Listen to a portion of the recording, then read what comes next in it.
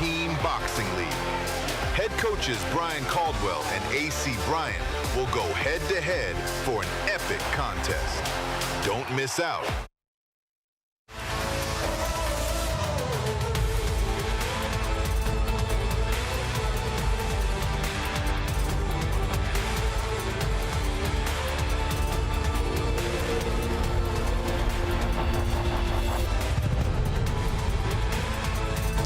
It's a great weekend in Texas, and who will take care of business in the Lone Star State?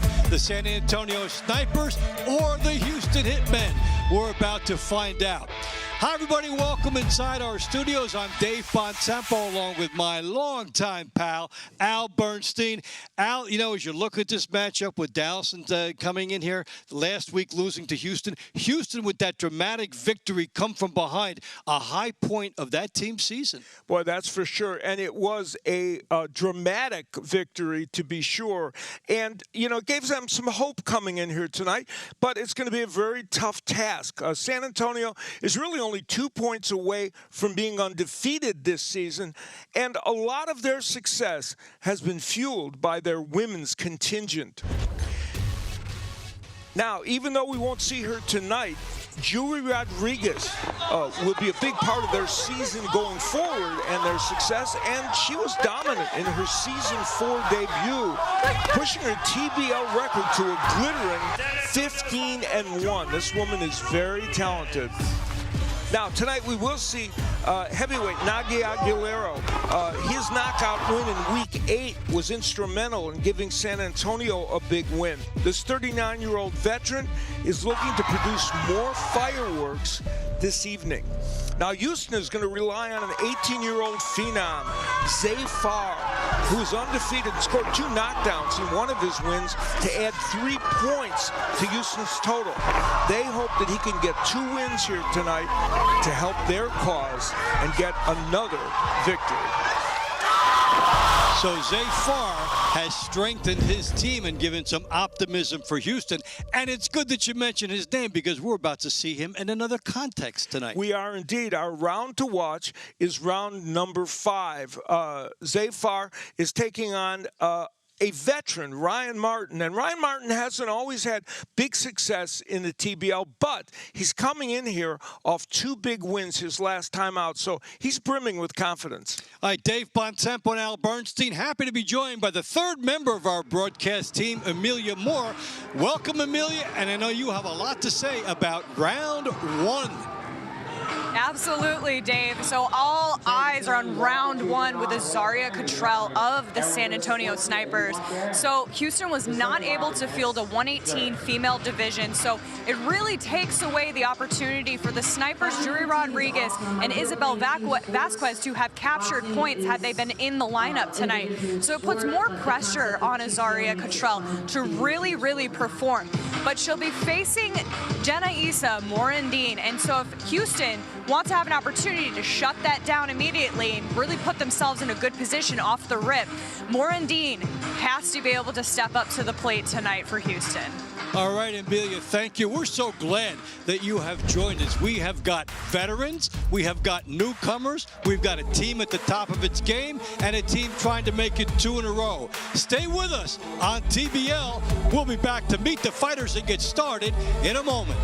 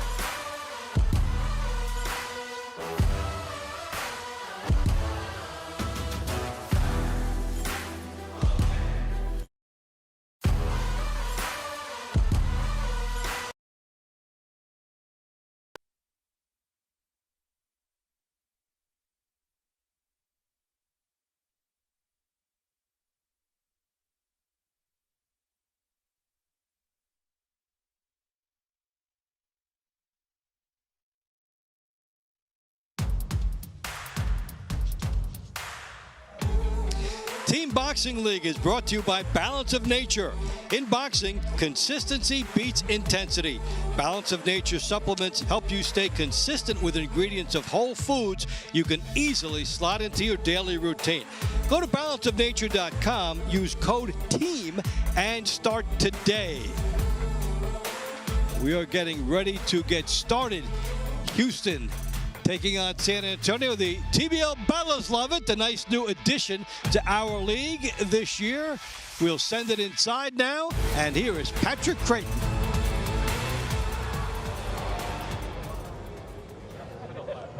Welcome to the next chapter of high-impact, non-stop action.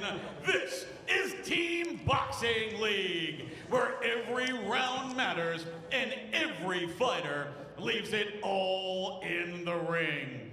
Each moment of TBL season airs live on MSG Networks and Envoy Television, with Spanish language coverage on Estrella TV. Fans can also stream action on YouTube and through the Team Boxing League app, available on Apple TV 4K, Roku, Amazon Fire TV, LG and Samsung Smart TVs, iPhone and Android devices.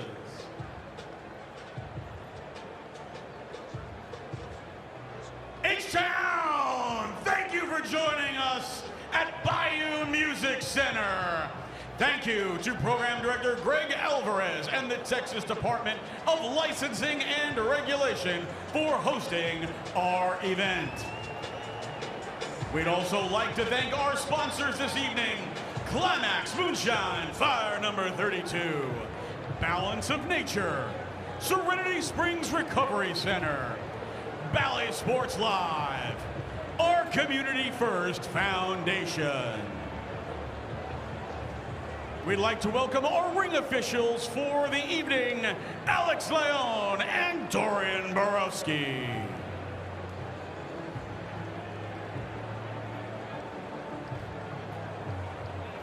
Houston, it's fight night!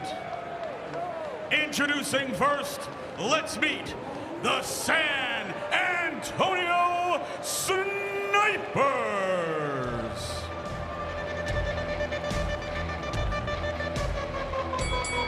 The resurgent San Antonio Snipers under the tutelage of A.C. Bryant have had a great start to this season, finding new talent, having a breakout victory over LA, and then nearly won against Las Vegas, coming back with a win over Dallas.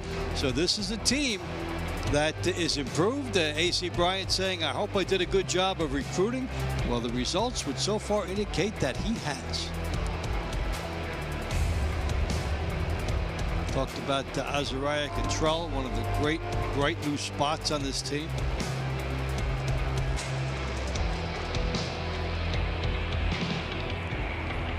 They're also pretty fun to watch. From retired U.S. Army Master Sergeant with 2 tours of duty in combat, A.C. Bryant's San Antonio Snipers. 12-time national champion, featherweight Azuria, the Natural Cottrell. Featherweight Jason Scully Wallace. Lightweight Sean Bad Boy Bates. Super lightweight Desiree Too-Lit Davila. Super welterweight Ryan Blue Chip Martin. Middleweight Tracy to die for McGruder. Light heavyweight Rafael Trouble Igbokwe. Heavyweight Trevoris the Bear Vigne. He is the current US WBC silver champion, lightweight Michael El Chamuco Braamontes. Welterweight, Javier Fernandez. Cruiserweight, Adrian Taylor. Heavyweight, Nagi, Dominican Dynamite, Aguilera.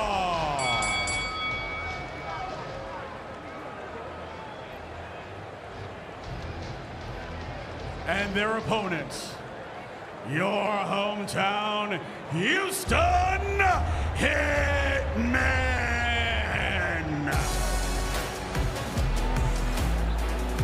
All right, so here's a team that won in Hollywood fashion, getting 2 victories in the final 2 matchups to come from behind and beat Dallas, first win in a couple years. So all of a sudden, everybody's got to win, and people are looking at this team differently. Yeah, they had to get off the snide, right? And they did that in dramatic fashion, as you pointed out. And you know, they have talented people there. Part of it is there's been a lot of turnover, a lot of people coming in and out. And if they could just get some of their boxers and keep them, you know, active and figure out a lineup that, you know, will work for them, they have some talent on this team. So they made a statement in their last outing. From Coach Brian Caldwell's Houston Hitmen. Now we will meet them. Featherweight, Janaisa Indira Morandin. Featherweight, Ishmael Lil Big Bennett. Florida Golden Gloves champion, welterweight, Manuel, the Venezuelan monster, Sangroni. Super lightweight, Natalia Denise. Super welterweight, Zay Farr. Middleweight, Corey Snapback Caad. Light heavyweight, Devin Thorne. Lightweight, Lorenzo Medina. Lightweight, Jaden Alpough. Welterweight, Josue Mendez. Cruiserweight, Shamika Derrick. Heavyweight, Carlos Romero.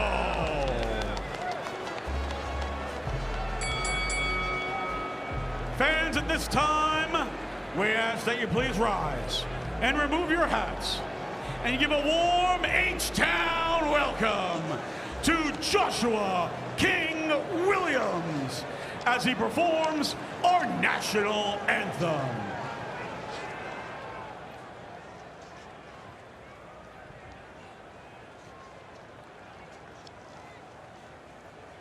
Oh, say, can you see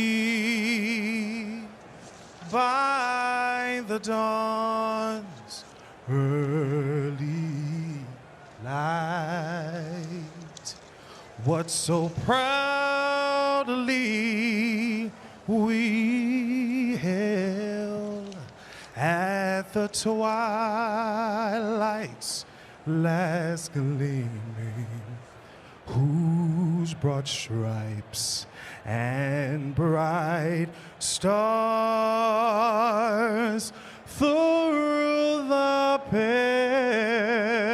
perilous fight o'er the ramparts we watched were so gallantly streaming, and the rocket's red glare, the bombs bursting in air,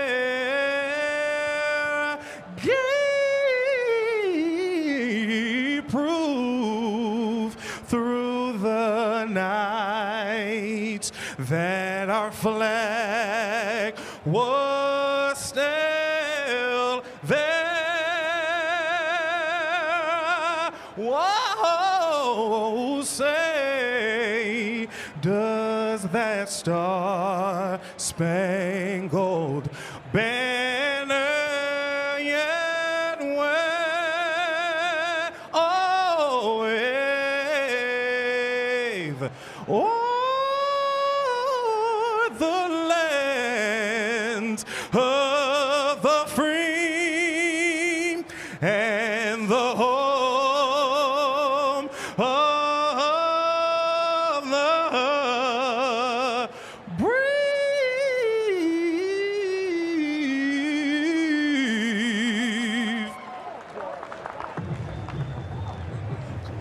Joshua King Williams.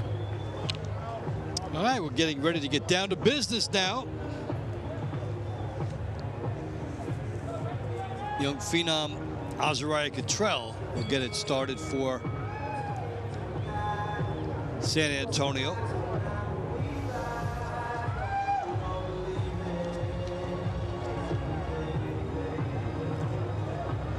Welcome to the launch rounds. Round one is in the featherweight division. In the blue corner for the San Antonio Snipers, 12-time national champion, Assyria, the Natural Cottrell. In the red corner for the Houston Hitmen, Denise Morandin.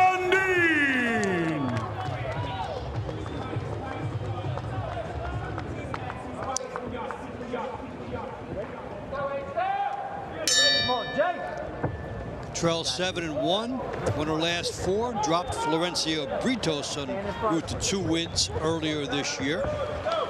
Yeah, she beat Montserrat Carmona, who's a very good fighter in her last time out.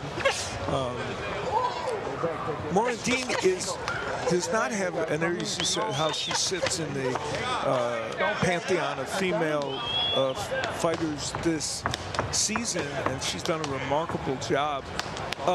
Morandin has a 1-5 record this season, so it's been not wildly successful, but she's fought better than that record would indicate. Has her work cut out for her here, because you take a look at that right hand for Cottrell based on this height and reach advantage she's got, and it seems like if she wants to nail her with that, she can. But a moment ago, an overhand right from Morandin got there. So we'll see if she can throw that punch a little bit. But yes, the height and reach for Cottrell is significant.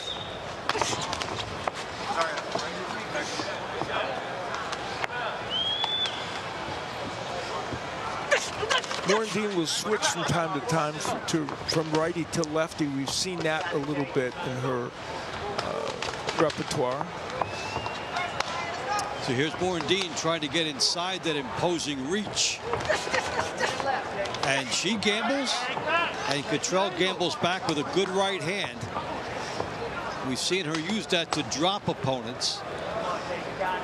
Yeah, she won the 2021 U.S. National Amateur Tournament, Cottrell, and she is, you know, it was a great amateur and hasn't turned pro yet other than in TBL. There's that right hand again from her. She has just really found a home for that punch. It seems like based on the radar, she could get that in. And then there are some other weapons. If she could get Morandin to commit, she might get her to walk into an uppercut. And Morandin has guts, and she stands right with him. Yeah, she does. Morandin has been in some pitched battles, even though her record has not turned out great. And she's staying in the pocket against Cottrell. She's getting hit with some right hands, unfortunately for her. But she's got to do that to try and get some work done in this round. Morandin has tried to make the most of the opportunity she has gotten inside. And for Cottrell, she's tried to keep Morandin on the edge of her jab to set up shots like that. The only fight that Cottrell lost this year was a split decision. So she has, for the most part, been dominant. And in this round, really controlled the action.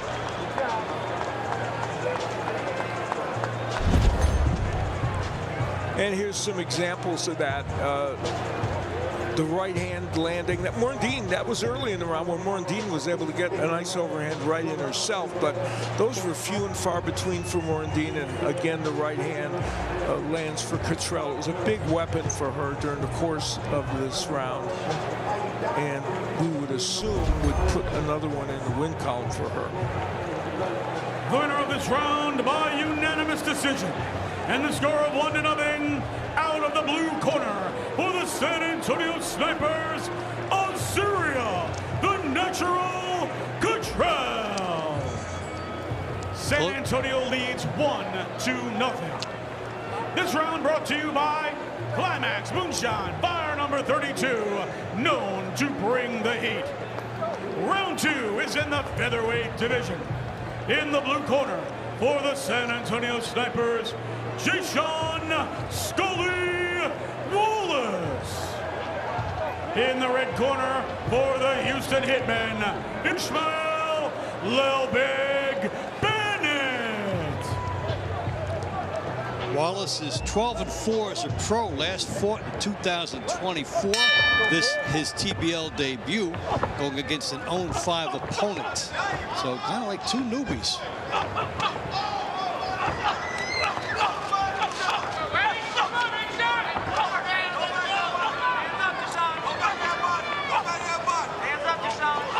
Amateur mark of 12-4 for Wallace. Yeah, and he's fighting up here at 126 pounds in his amateur career. He was as low as 105 and 114 in the finals of the Junior Olympic Festival in 2023. So this is a higher weight for him. Israel Bennett trying to get his first win in PBL, and it's been a tough go for him. He's 0-5 this season, which is his debut season, as you pointed out.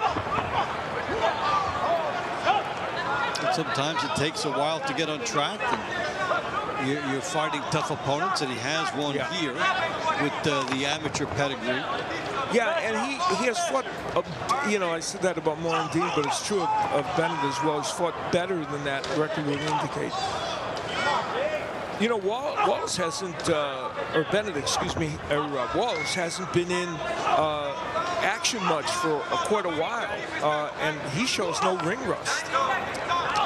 Yeah, it's kind of unusual. You figure that there's something you'll have to shake off. Maybe he's been in the gym enough and gotten enough sparring to stay sharp. Yeah, and he is looking very sharp early in this round. Wallace trying to get a home for the jab, plant the left hand behind it.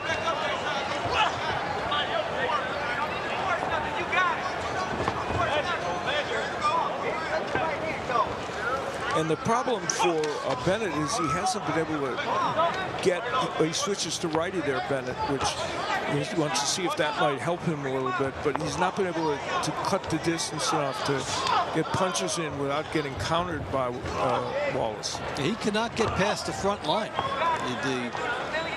He gets close enough to try to launch something, and he gets tagged. This is what makes fighting a good amateur into a situation like this frustrating. Yeah. You see that Wallace is patient. Jab, I'll throw 2 shots. I won't overcommit. Yes. Yeah, that's a really good point. And sometimes it can be a problem in a one-round match, but not when you're controlling the geography and the distance of the fight, and you're able to do that, and that's what Wallace has been able to do.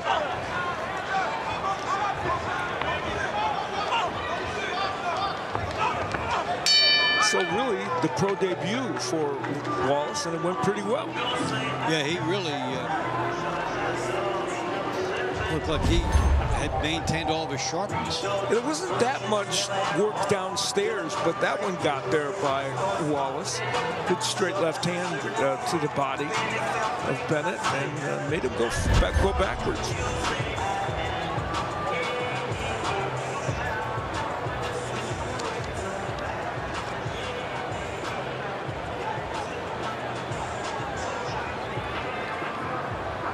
The winner of this round by unanimous decision, and the score of 1-0 out of the blue corner for the San Antonio Snipers, Jason Scully Wallace.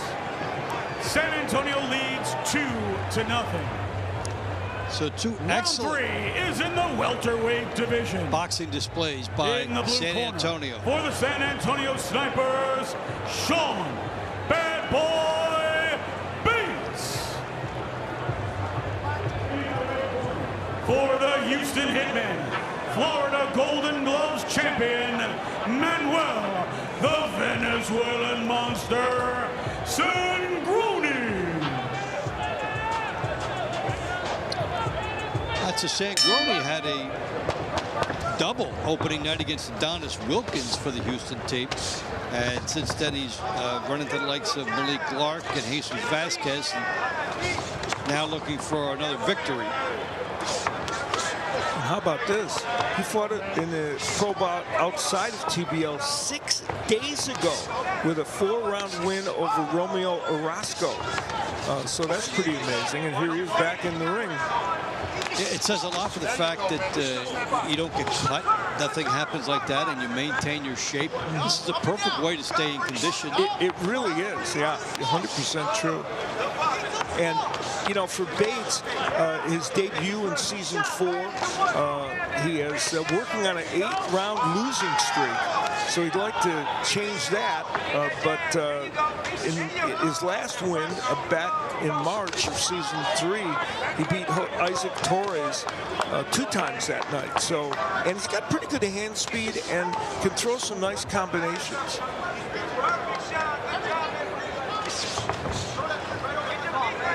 So could he get it going again against a good pressure fighter? Sangroni has been when he's on his game.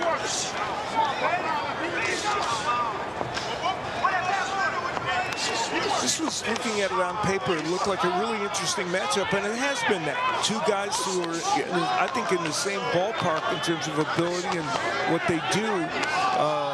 And the irony, you know, for Bates is he's 2-0-1 as a pro outside of TBL, even though his record 7-23 in TBL isn't dramatic. He switches to lefty against the lefty Sangroni. This is a great sequence of action. Yeah, and to your point about the parity between these 2 fighters, they decided to get right on top of each other and trade great stuff on the inside. Yeah, this is a fun match. Bates, I haven't seen him in video switch like he's doing, but I think it's been an effective move for him. And Sangroni, you mentioned the pressure. He is showing that in this fight, that he's a good pressure fighter. Good body work by Sangroni. And these 2 guys who are hungry for a victory are fighting that way. Boy, are they ever. And this will tax the judges. And if you're Houston right now, you're hoping that maybe you can get yourself a win. It's going to be tricky, though. You know, when you want to prevent a match from possibly getting away from you, when it's a real close one, you've got to get it.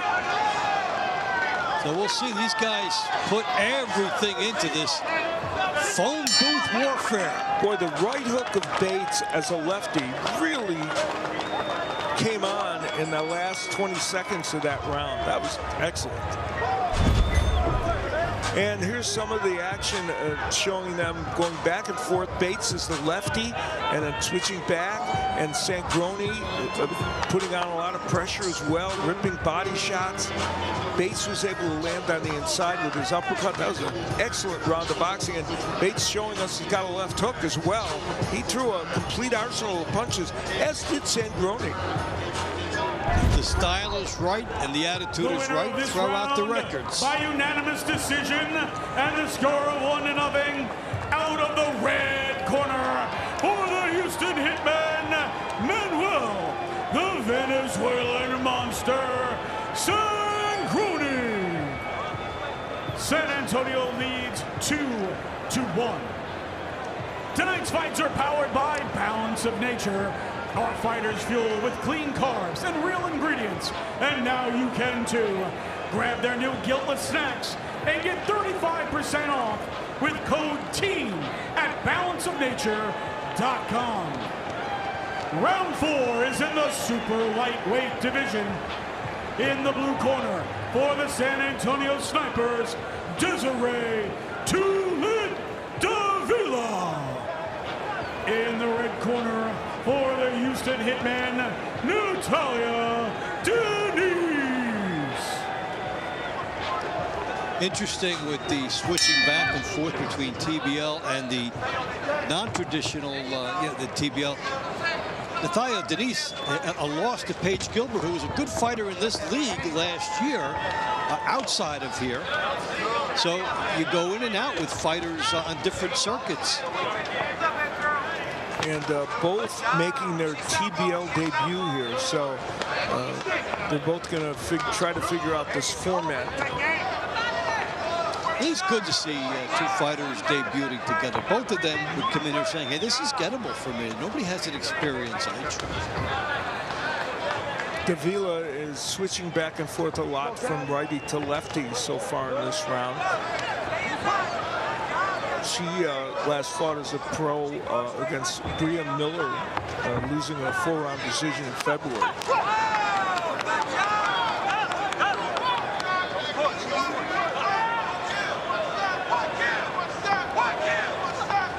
You hear the benches really try to cheer on, especially fighters just getting started here. Like they could try to transfer some strength and enthusiasm over to the fighters because this match is very significant with the team.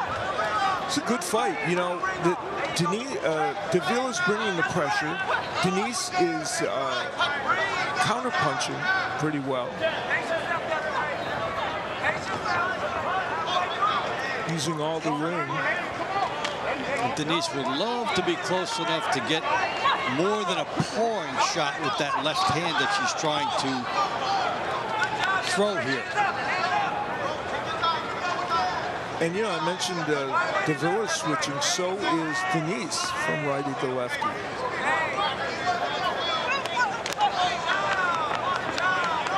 Davila's been able to get Denise against those ropes a couple of occasions, but then she wheels off them. That's where Davila would love to see her. And intervention from the referee that we don't understand why that would happen.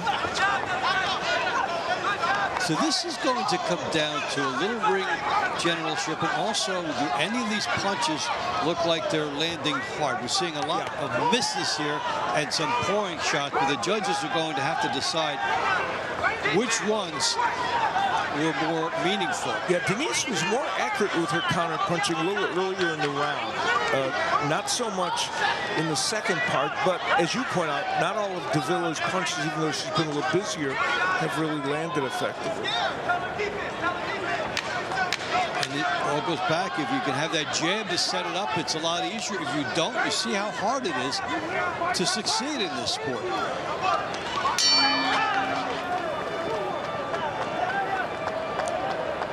All right, so they'll both go back and hope that they did enough.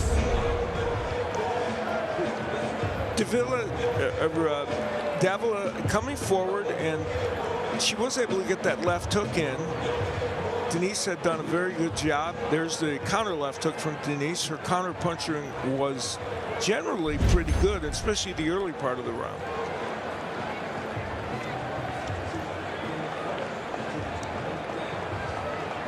She carried that to victory and deadlocked this for Winner Houston. of this round by split decision, and the score of 1-0 out of the red corner for the Houston Hitmen, Natalia Denise. right, so a great debut for Natalia Denise. And Houston comes back to deadlock this at 2-2. We'll be back with more in just a moment.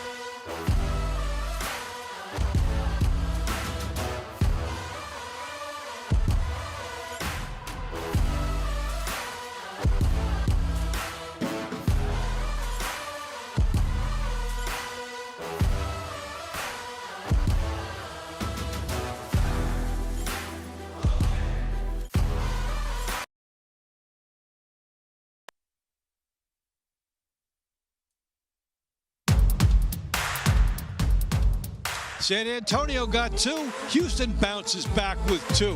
Let's take it further on into the launch rounds. We'll go back inside with Patrick Creighton. Round 5 is in the super welterweight division. In the blue corner for the San Antonio Snipers, Ryan Blue Champ Martin. In the red corner for the Houston Hitmen, Farr. That's a Ryan Martin, 26-2 outside of this circuit, 8-19 TBL, 2 wins. Recently, he lost to Charles Garner and Andres Barrera. And Farr, you talked about him early, and he has been a flash of energy for Houston. Yeah, and you know, Ryan Martin has only lost in his pro career outside of TVL to 2 champions, Robert Easter and Josh Taylor. So he's only lost to tough competition. And Farr, as you're seeing the information on him there, potentially a phenom in this sport. He's raised a lot of eyebrows and excitement in Houston. When you get out to an unbeaten record now halfway through the campaign and you're being used getting extra points.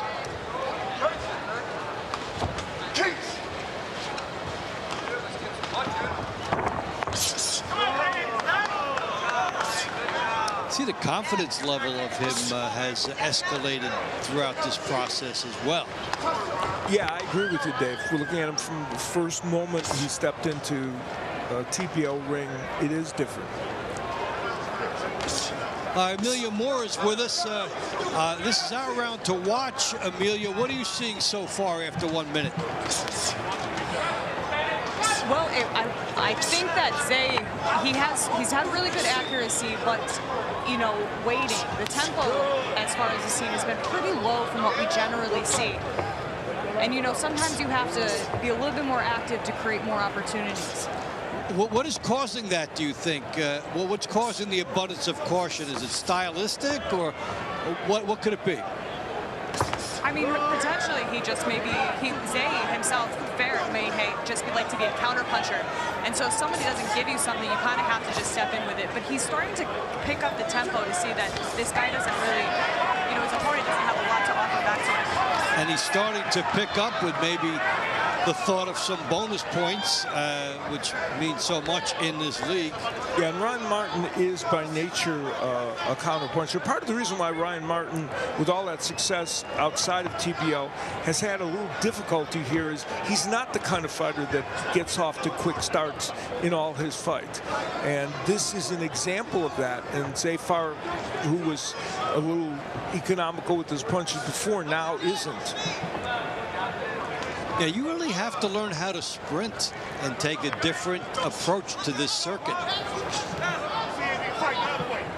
And now we see Martin coming on a little bit, trying to throw some lead rights, got the hook in. But then you see that's the Ryan Martin that fights 8 to 10 rounds. He took a step back after all that. Right, and Emilio, you would have liked to, you figured he would have put his foot on the pedal there when he had his chance. Absolutely. You know, thing, too, that I've noticed, very good body shots, changing the levels coming off of Zay Farr to be able to kind of break that up a little bit. All right, so the judges have a few different things to consider as we take a look.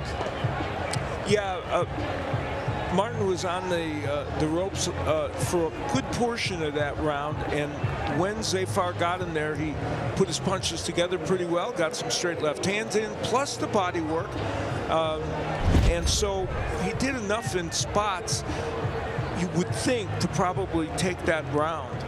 That little montage we just saw there could be his ticket to victory. The winner of this round by unanimous decision, out of the red corner for the Houston Hitmen, Zay Farr. All right, so Zay Farr. Houston leads 3-2. Gives Houston this round brought to you by its first lead. Springs Recovery Center, a place of recovery and self-discovery. Round 6 is in the middleweight division. Out of the blue corner for the San Antonio Snipers, Tracy to die for McGruder. Out of the red corner for the Houston Hitmen, Corey Snapback Caad. All right, so Tracy McGruder started +4 with a knockout in his first battle this year. He's 2-3. Since then, he has split with Reynard Talib. So has Corey Caad. So yeah, they have that in common. And you're right, McGruder, as you look at him, he's got some power, you know, as evidenced by what you referenced. And you know, his third season in TBL, he's a veteran of this, as is Caad.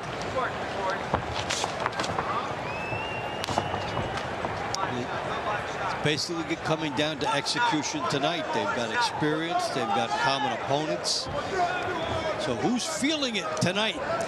Houston trying to make it 4 wins in a row after dropping the first 2. Good right hand here by Caad. There's one thing about the Houston team: when you're in the midst of an improvement, there will be little bursts in a match like this where you win 3 in a row, you actually get a lead for a little while. Regardless of what happens later, you see different things that indicate the direction you want to go. Yeah, Caad, you know, with this height and reach, which he often uses well, there's a nice right hand. He's a tricky guy to fight, and McGruder wants to be right there where he can exchange, and there's a beautiful right hand by McGruder. He wants to be in that mid-range where he can land. Both men getting some nice right hands in. McGruder closing ground, and so Caad ties him up. And a good uppercut by Caad. Looking for the right distance, and he didn't.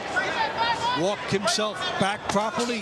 Got nailed with that right hand. And you know, the win over Ahmad Lewis, the KO win for McGruder, featured some really good right hands. So he can hurt you with that punch. And he's using his jab well, McGruder, to get in position to throw that right. And look what it's given him the opportunity to do. Right hand, good body work. The last minute of this round has seen a pretty big sea change, I think, from what was a pretty close battle before that to McGruder kind of taking over, but Caad keeps coming back with those occasional right hands. McGruder paying his dues by landing the jab to set everything up, and you know, it's kept him balanced, and that was a good right hand that got to Caad. And they clashed heads just before that too, but that right hand by McGruder, which, as we said, has some power, is really getting home. So McGruder doing an excellent job cutting off the ring in the last minute to a minute and a half. Whoa, Caad with his own right. Both men have landed that punch, but probably more from McGruder, but that was a fun round to watch. A boxing version of home run derby. I throw my big one, you throw yours. Who's going to get the right hand, then it's going to make a difference. There's one from McGruder. Caad was able to land his as well, but McGruder's, and there's another one, were just a little bit more dominant. And that one I thought hurt Caad, but he somehow managed to get past it.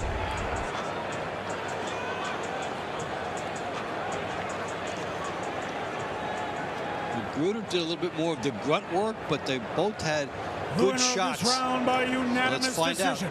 And the score of 1-0 out of the blue corner for the San Antonio Snipers, Tracy to die for McGruder. Well earned.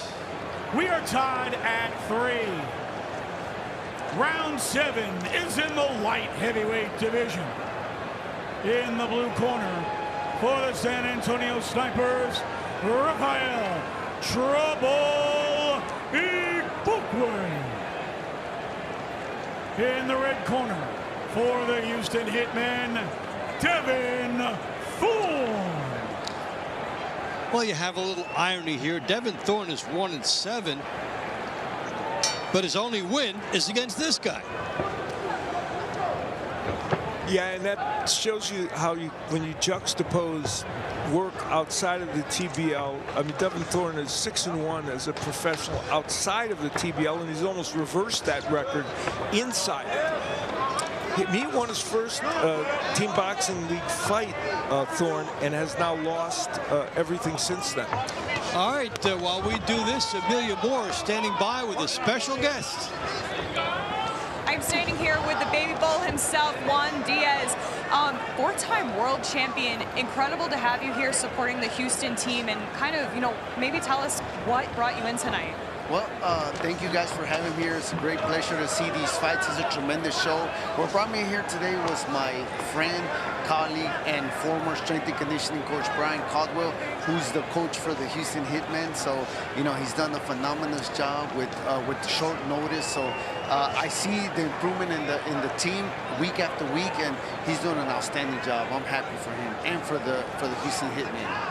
So I want to congratulate you on moving into an executive position with the WBA and the North American Boxing Association, part of the WBA. Part of that, I heard, was part of the modernization of the sport, but also foundationally to kind of bring athletes up.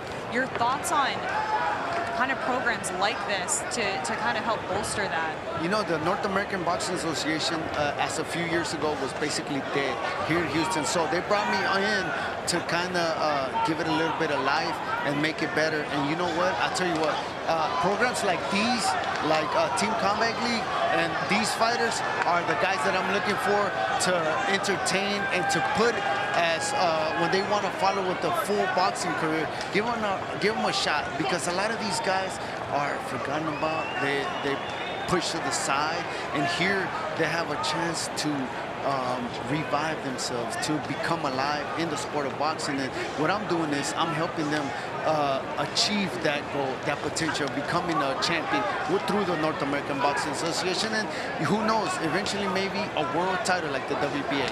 I mean, this is amazing work to be able to help continue to fortify and reinvigorate the sport. And thank you so much for what you're doing for boxing.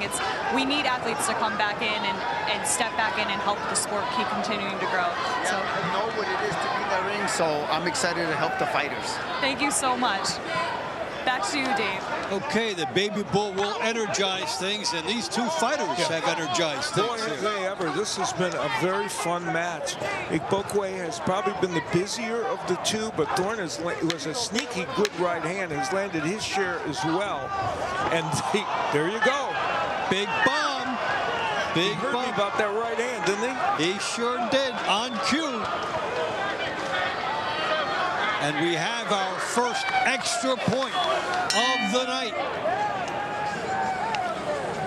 just in time. And that was with seconds remaining in this round. And Igbokwe, you can see the disappointment on his face. He knew he had a chance to win that round. He had done some very good work up to that point. And Thorne, we've seen his good right hand before, and that one got in there. And it wasn't that it hurt Igbokwe a lot, but it was a solid punch and knocked him down. And there was no recourse but to call that a knockdown. So that's a definite point. Now, the other man can win the round still. Yes. But they'd still get the point The for the winner of this round knockdown. by unanimous decision, and the score of 2-0. Out of the red corner for the Houston Hitmen, Devin Thorne. So break up the Hitmen. They go up Houston 5-3. leads 5-3. Round 8 is in the heavyweight division. Out of the blue corner for the San Antonio Snipers, Traverse the Bear Vigne. Out of the red corner for the Houston Hitmen, Lorenzo Medina. So Traverse Vigne, we saw when he fought Kai Brooks, who was on such a pedestal, those long, hard looping left hands, which were trouble for Kai Brooks. He's done a good job. 3 wins in a row. Yeah, I mean, Vigne is 5-1 this season, so that's, you know, that's impressive. And you see that reflected in his point total. Lorenzo Medina, the 21-year-old, who is 1-1 in the TBL, all in season 4. 13-1 as a pro coming off of a loss. So this is a nice platform for him. He split with probably Madison in his last outing here. But we've got 2 guys who can potentially line it up and bang. And we're seeing Vigne with those intentions. Yeah, and Kobe Madison also, you know, stopped him in one of the fights that they had. And he was knocked out by Jarde Anderson in his last pro fight outside of TBL. So for him, he wants to make sure he gets through this round for sure. Both men are throwing some very hard shots. So Vigne, educated and vicious left hand. Sometimes it's an arcing shot, but it's true. Getting in.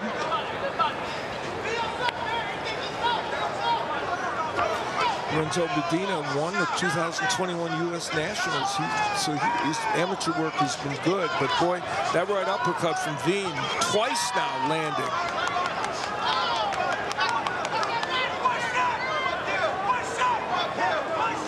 I think he's been energized by those wins over Brooks, because Brooks was the point leader in the league, coming off 2 knockout wins, and he was able to tame him, and he is fighting with good aggression.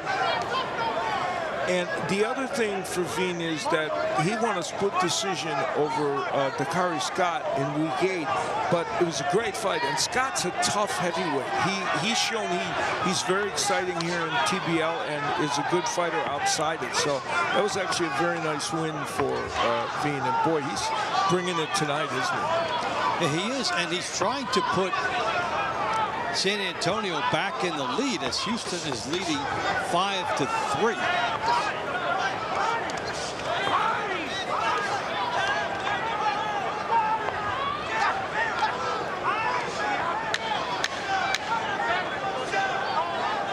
And we talk about Houston improvement. If this thing goes to the distance and we're very close, here you go. Houston is guaranteed to get out of the launch rounds with the lead. That is a big statement for this team, based on last year and where they were earlier. Yeah, that's for sure. This one for Vigne looks pretty good for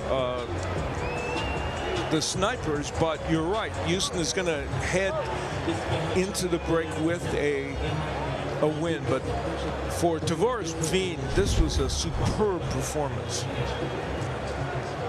wire-to-wire pressure from the big man. The winner of this round by unanimous decision, and the score of 1-0 out of the blue corner for the San Antonio Snipers, Trevoris the Bear Vigne. So Trevoris Vigne gets his 6th win of this season and narrows the margin for San Antonio.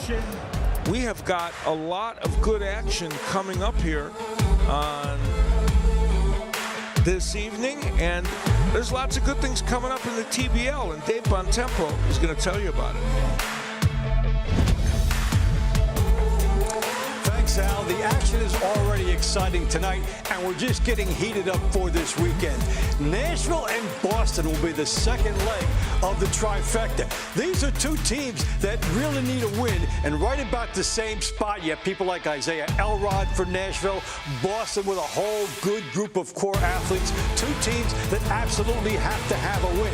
And pretty much the same can be said for two other teams on the playoff bubble one night later as Los Angeles takes on Phoenix. Not only is it a terrific rivalry that we followed all last year with Phoenix as a new team, but now they have to climb over one another if they want to get a playoff spot. So matches of consequence all weekend long. Follow TBL all season long, and we're excited that you're with us.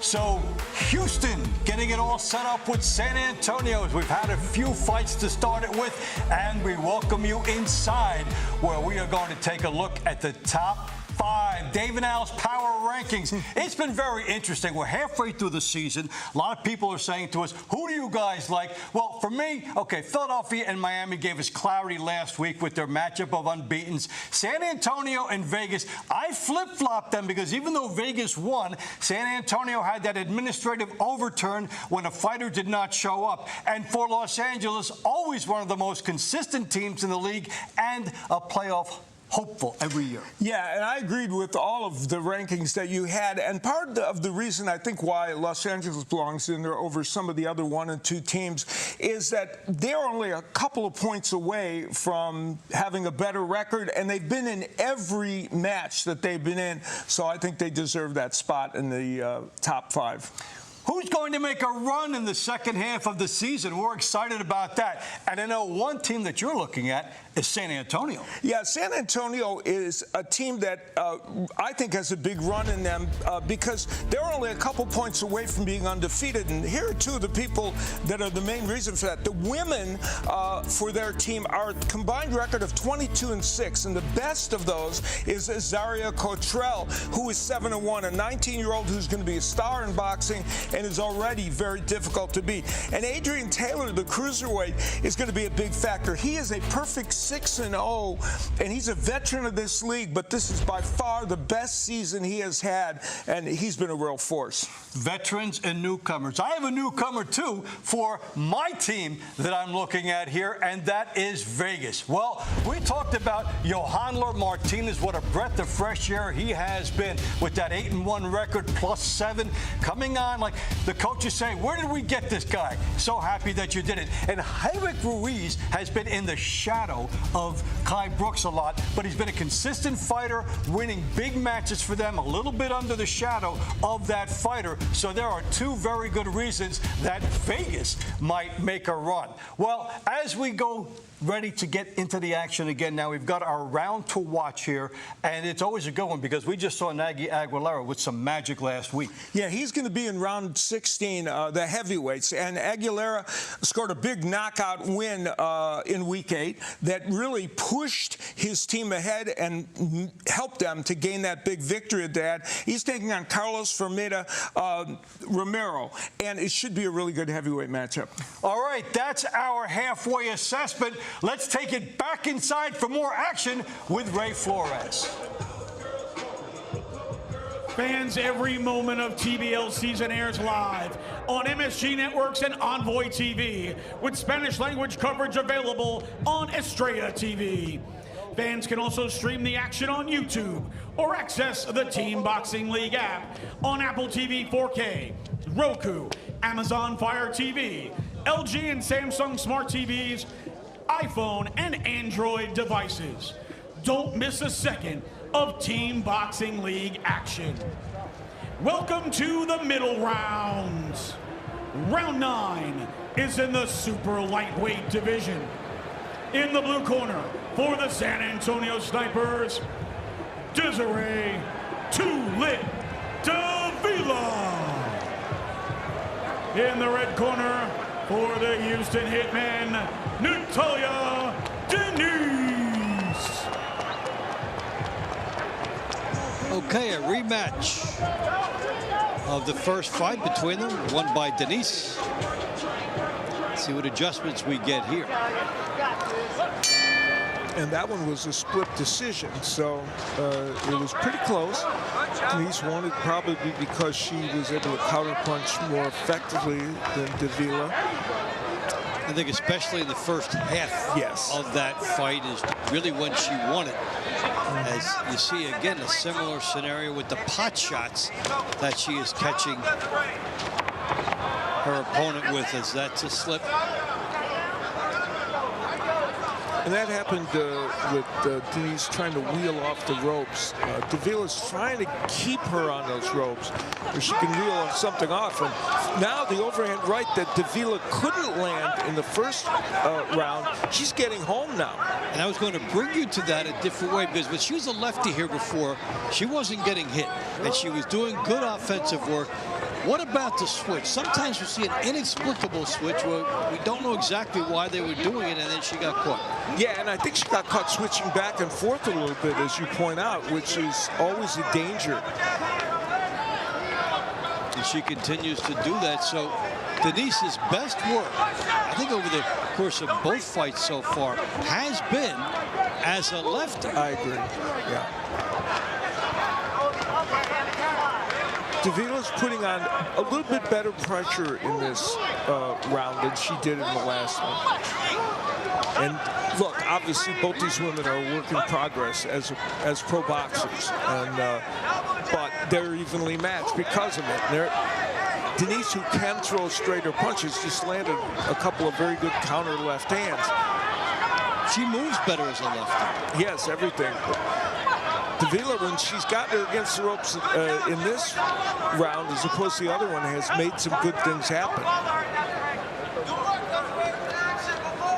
They are the adjustments we talk about. A fighter will review, talk to the other competitors, the coaches, and they probably said something right along what you just said. You get those chances inside, maximize them. She has tried to do that more here. Yeah, that's one of the things I love about team boxing. Why it's been so much fun to be here and announce this, because you see them make those adjustments after they fought somebody like an hour earlier.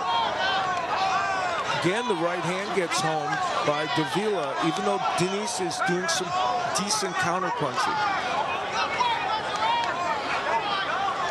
Davila trying to do her best work in here, and this is just all guts here. I haven't seen that much in the way of the jab.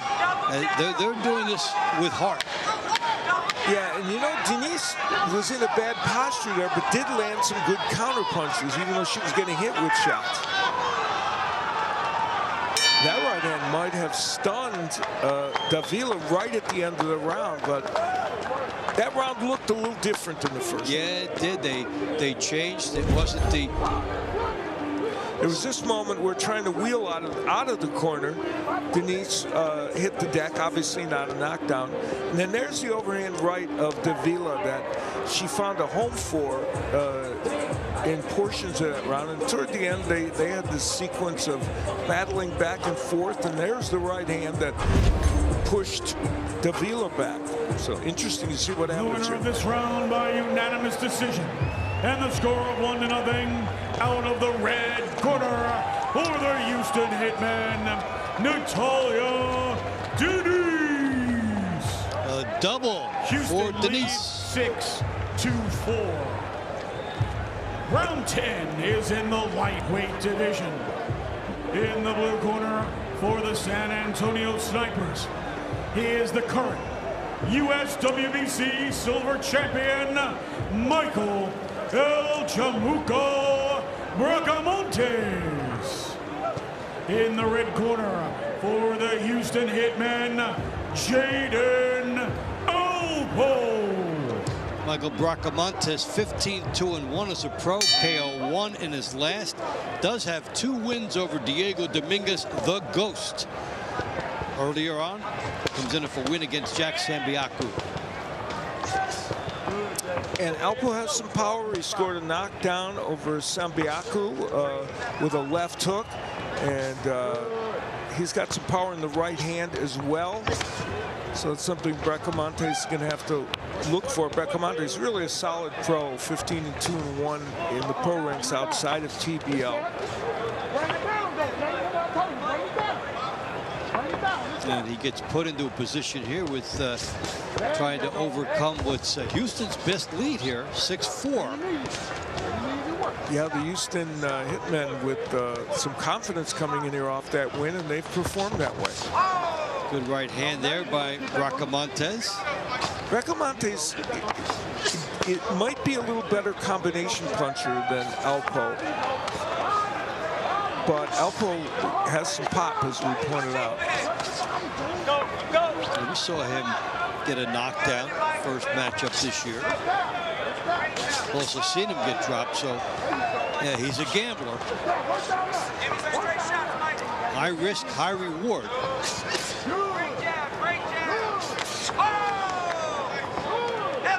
Braamontes showing some movement here, and he is more the boxer puncher than Alpough, the 19-year-old Alpough, who would like to move ahead more as a pro outside of TBL, where he's 1-0, and use this as a way to do it. Good right hand by Alpough. Yeah, good shot from in tight on the inside as he took advantage of slight opening given by Braamontes. Final minute of a fight that still looks up for grabs with these guys. Alpough trying to land a leaping right hand, and Braamontes trying to set up with his jab. And there's Braamontes showing you a little bit of the hand speed and the combination punching. both men have done some good offensive work in this round. And it's not going to be easy for the judges to figure it out. Braamontes with a nice left hook. That may have stunned Alpough momentarily. And there's opportunity here, depending on how quickly he can jump on it. Alpough looks like he's all the way back now, so that moment was vanishing and fleet. Yeah, he came back with a nice right hand of his own. This figured to be a pretty even match on paper, and it's been exactly that. Yeah, they've each landed some good right hands. They've both been stopped in their tracks, and there's a good left hook to the body by Alpough to close it out. To me, that's the quintessential team boxing league round. And we've seen 2 or 3 of those, haven't we, where it's good action, two-way action, both men getting some things done. There was Alpough with a nice jab as Braamontes had thrown a good combination. And here they went toe-to-toe. That was the left hook mixed in there against Alpough that we thought might have done some damage. It's going to be a tough one for the judges to sort out. The winner of this round via split decision. Amen to that. And the score of 1-0. Out of the red corner for the Houston Hitmen, Jaden Alpough. All right, so that's Houston a huge one. 7-4. For Houston, you have to get those splits when it's your night. It's in the welterweight division. In the blue corner for the San Antonio Snipers, Javier Fernandez. In the red corner for the Houston Hitmen, Josue Mendez. Well, Javier Fernandez has had the Dr. Jekyll, Mr. Hyde experience as a boxer. 20-0 as a pro.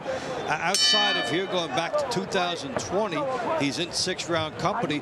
Just 1-13 in TBL. So, you know, he's learning this new format. And Amelia has a guest.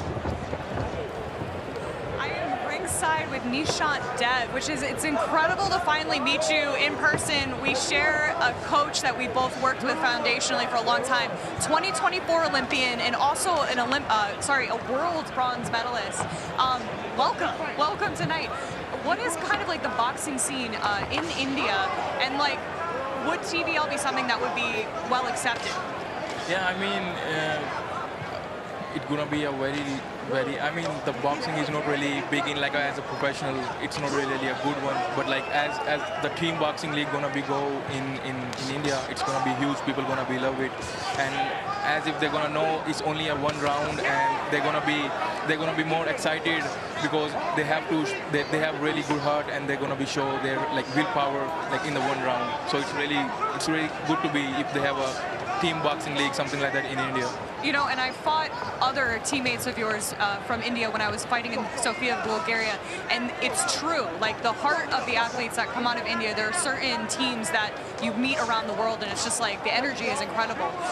So anything coming up for you here in the professional ranks soon? Because Houston's become sort of your home for all your training camps. Yeah, so as of now, I'm living in Houston. I'm training with my coach, Ronald Sims, and yeah, my fight gonna be my next fight gonna be come up like in midsummer in July, and I'm waiting for that, the official announcement from Matchroom Boxing, and I would love to be back in the ring and can't wait for another fight.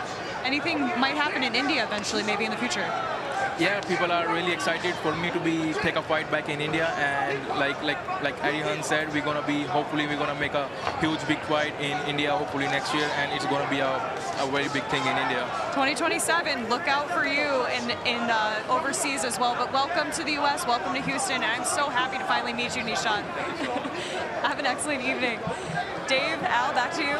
Okay, thank you, Amelia. Here we are 30 seconds away from a verdict here. Fernandez and Mendez. It's been a very, very entertaining fight.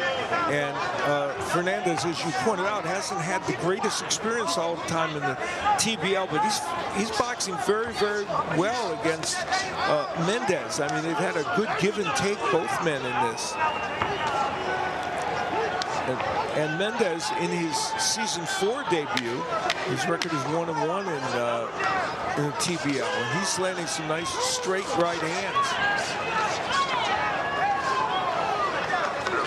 It has been a good one Yeah. between Fernandez and Mendez. And San Antonio could use a W. Fernandez was busier in this round. Was he more effective? He did sneak in that left hand, some great right hands by HOU Mendez. And he did land some really nice ones, but you know, Fernandez was a little busier. Will that influence the judges? It's an inflection point for San Antonio. The winner of this round by unanimous decision and the score of 1-0. Out of the red corner for the Houston Hitmen, HOU Mendez. Houston leads 8-4. Round 12 is in the middleweight division. In the blue corner for the San Antonio Snipers, Tracy to die for McGruder. In the red corner for the Houston Hitmen, Corey Snapback Caad. So McGruder, who does have a stoppage victory, be a candidate for San Antonio to get right back in this. He does have a win tonight over Corey Caad. It was 2-0 San Antonio, so it's 8-2 Houston since then. Yeah, they have gone on quite a run. And McGruder, and you see him coming out so aggressive. He really wants to try and change that. And I think you're right. He's got points on his mind, thinking, can I get a knockdown? There was a moment where it looked like he stunned Caad in their first encounter. And both he and Caad landed some really nice right hands, but McGruder's were seemed a little more powerful. And as we said, in one occasion, it seemed to stun Caad. Yeah, and you know, he's become one of the leaders of this team, and this is a moment where they, at the very least, need him to halt the momentum. Certain fighters step up, and he'll try to be that guy tonight for San Antonio. And McGruder's had a solid season. He's 4-3. We mentioned he's shown power and has been in every fight. And we've seen aggression from him in both of these rounds. There's that right hand again. Left hook to the body. We've seen McGruder hurt people with the left hook, and he's trying to do it here. He has a lot of time to work with if he can get this together. Caad is spending more time on the ropes than he would like.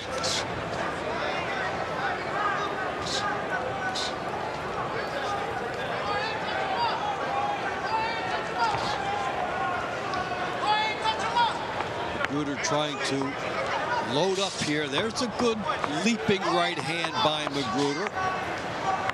And I love the fact he comes right back. Even though he eats one, he does not let time evaporate between combinations. Right, that's a really salient point. And in this format, it's important to not allow that to happen. Now, Caad has rebounded a little bit here in the last 25 seconds. Hard to imagine that's enough to get him back around unless he lands something dramatic here. San Antonio trying to get on the board in the middle rounds. It has been 3 points for Houston in the first 3 matches in the middle rounds.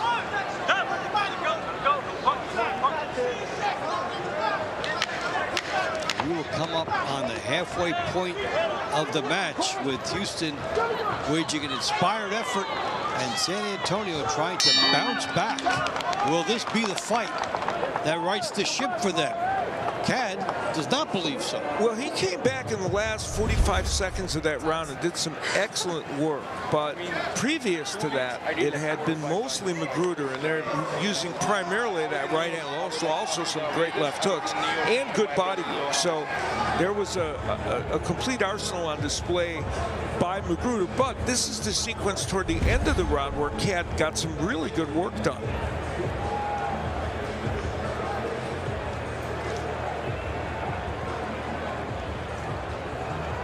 McGruder trying for the a winner double. of this round by unanimous decision, out of the blue corner for the San Antonio Snipers, Tracy to die for McGruder. So McGruder fulfills his role as a Houston stopper leads for San Antonio and pulls his team within 3. Houston waging an inspired effort. San Antonio on its way back. More after this.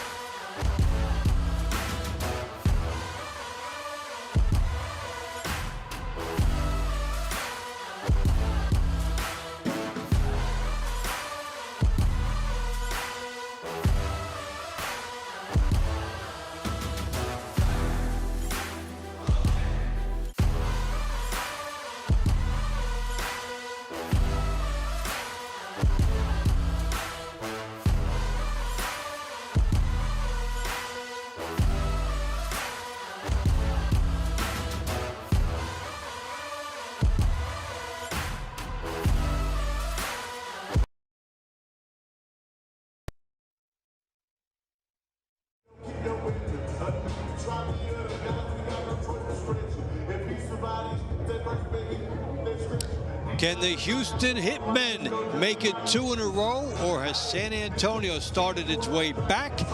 Let's go inside with Patrick Creighton.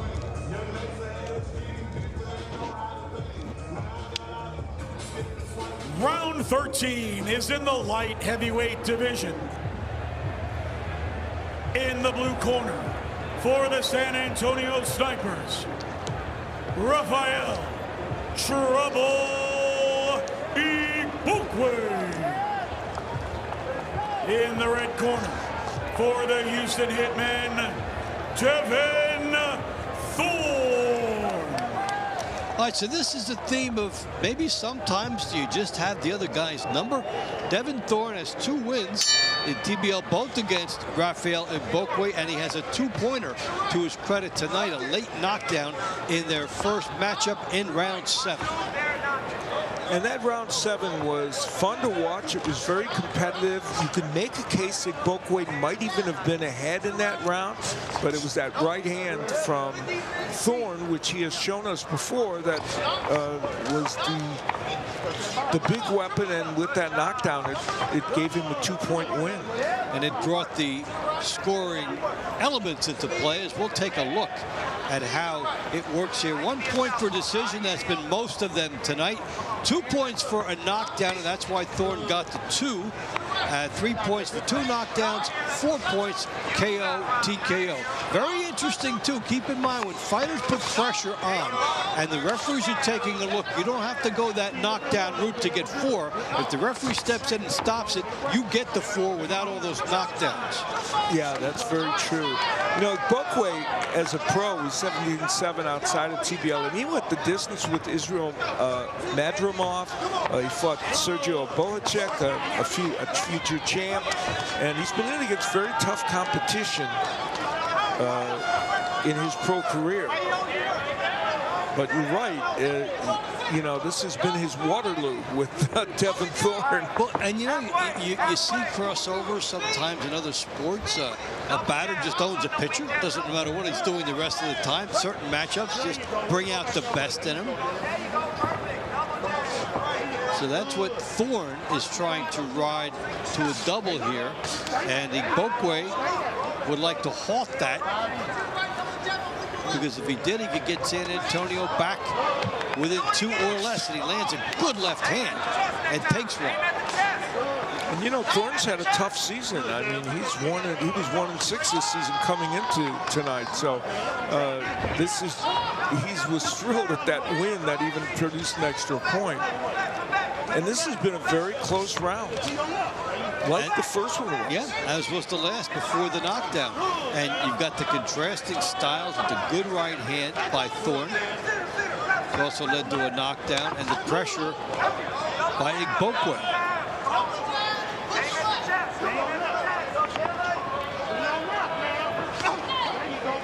And sometimes you see an adjustment between different rounds, and sometimes they're just married to a particular style, and they will stay that way.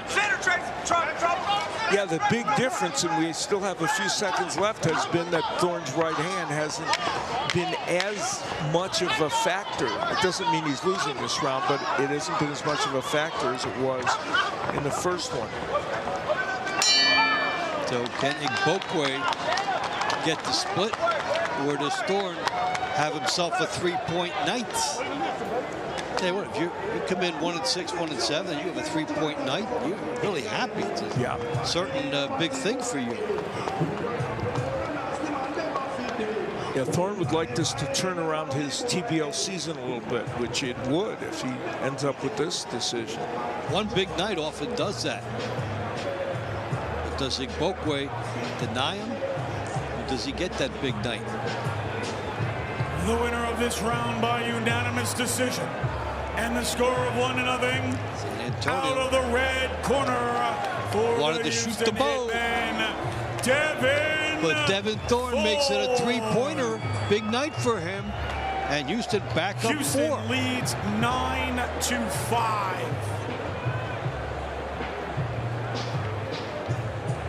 Round 14 is in the cruiserweight division.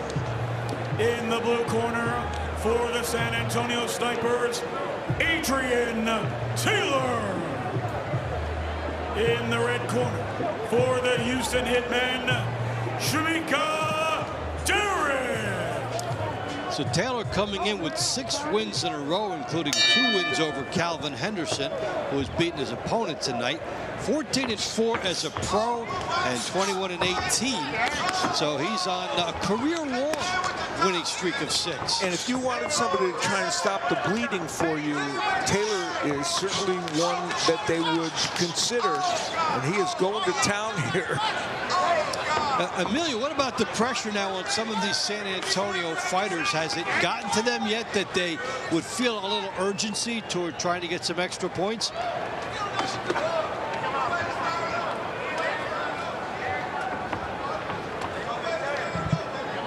Sorry about that, Dave. Technical difficulty there with the mic. You know, the whole team is standing up right now. They, in the corral, have AC Bryant's walked into the ring, but his assistant coaches, you know, having that conversation of what exactly they need to do to be able to pull ahead in this. So, I mean, yes, the urgency's there, but like I say every time, let's make sure we put pressure without making mistakes. Good work on the inside by Taylor. Amelia, you've seen him. He's on a career-high 6-fight win streak in TBL. What is he doing different?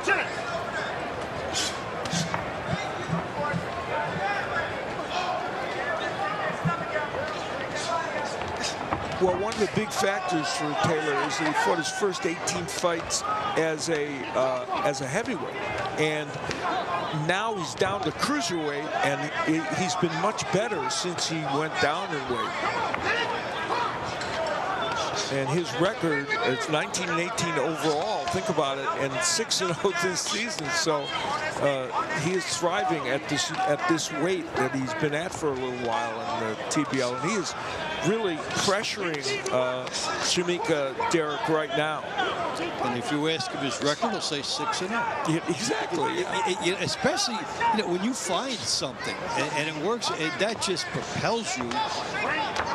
And especially since that record is spread out over different years, and it doesn't work against you like a classical professional record. Yes. You can feel reborn at 6-0, and he has fought that way. And he looks like a cruiserweight. He doesn't look like a heavyweight. His body type screams out cruiserweight, and it's made him a much more effective fighter, even at age 35. We've seen some fighters make some adroit changes. Erica Sanchez coming down from 140 to 126. Perfect example. Has done very well for her team. So Adrian Taylor has been a big cog for San Antonio, and they need him right now. Yeah, he's done a lot in this round. You would have to think he's ahead here at this point. Can he get any additional points is, I think, the question, and he won't, but it's very likely that he did enough to win that and narrow the margin a little bit. Hey, part of the process is keep it close enough.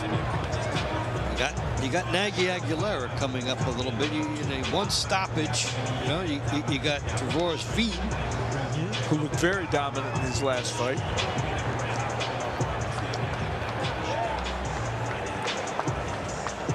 Yeah, this feels to me like one that's going to go the winner of this pretty round close to the by wire. unanimous decision, and the score of 1-0 out of the blue corner for the San Antonio Snipers, Adrian Taylor. All right, so Taylor Houston leads 9-6. now 7 wins in a row. Round 15 is in the heavyweight division. In the blue corner for the San Antonio Snipers, Trevor's the Bear Fiend. In the red corner for the Houston Hitmen, Lorenzo Medina.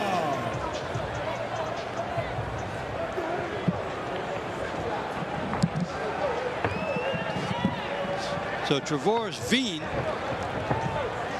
coming in here trying to make it 2 in a row for San Antonio after Adrian Taylor put them closer. You take a look at Vigne.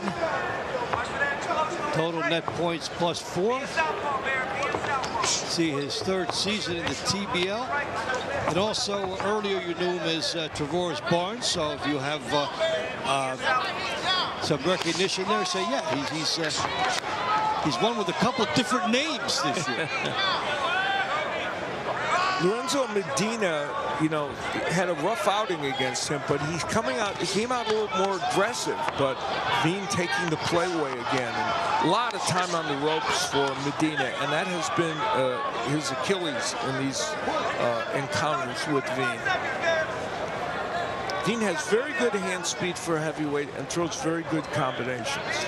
So between Vigne and Nagy Aguilera on deck, this could be viewed as a momentum opportunity for San Antonio. And if you're thinking about this from that perspective, like these are the ones you have to get, and maybe there's a bonus. And Vigne is doing a nice job cutting off the ring here. He gave the first 2 losses of the season to Kai Brooks. Yeah, that was impressive. After Kai Brooks had started with 10 points in a row to start the year. Yeah, Vigne, during the course of this year, has just continued to up his game. And that's what's gotten him to now 6-1. It's another guy like Taylor who can be viewed as a leader on the team. Yeah, Medina has just not been able to get his offense going. There's him trying the hook in the right hand. Good defense by Vigne. And then right on him to try and score.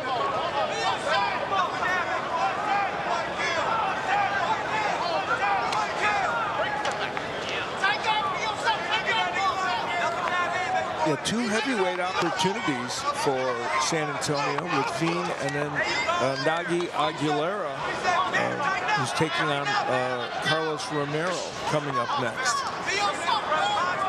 Houston was threatening to possibly put a lot of daylight between these two teams a few fights back. And now Vigne trying to get San Antonio not only close, but real close. He's going for it. Bonus points, runs out of time, but may have brought San Antonio within 2. Well, Travares Vigne tonight has been a punching machine. He's been very busy, very, for the most part, accurate.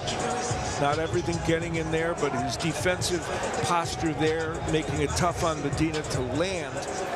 And overall, another excellent performance. And his final flurry by Vigne, where he was really pushing to try and see if he could either get the referee to stop it or get another point somewhere along the line with a knockdown. But that man performed extremely well tonight. The winner of this round by unanimous decision, and the score of 1-0 out of the blue corner for the San Antonio Snipers, Travares the Bear Vigne.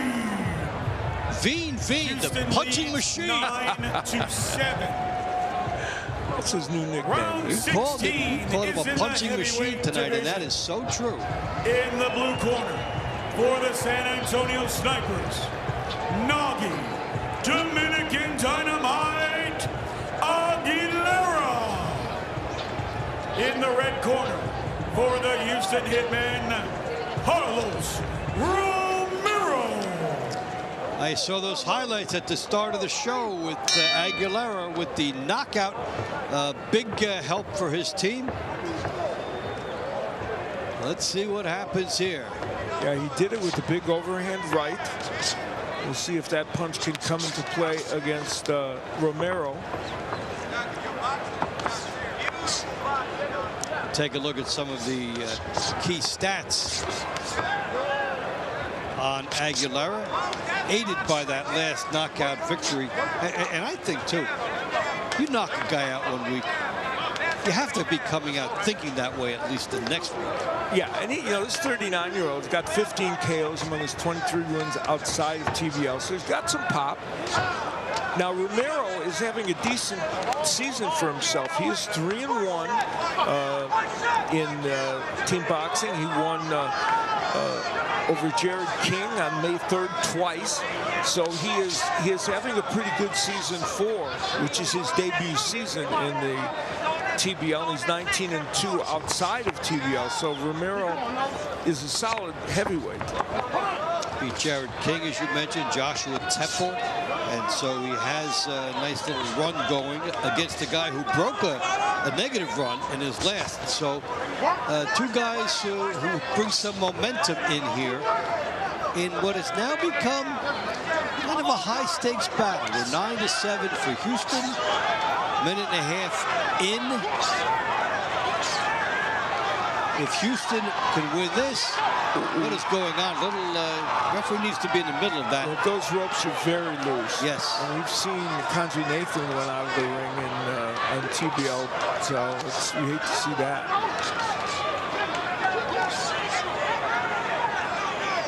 If Houston wins, guarantees a middle rounds pocket of victories. If San Antonio gets a decision, we're back where we are after the launch rounds.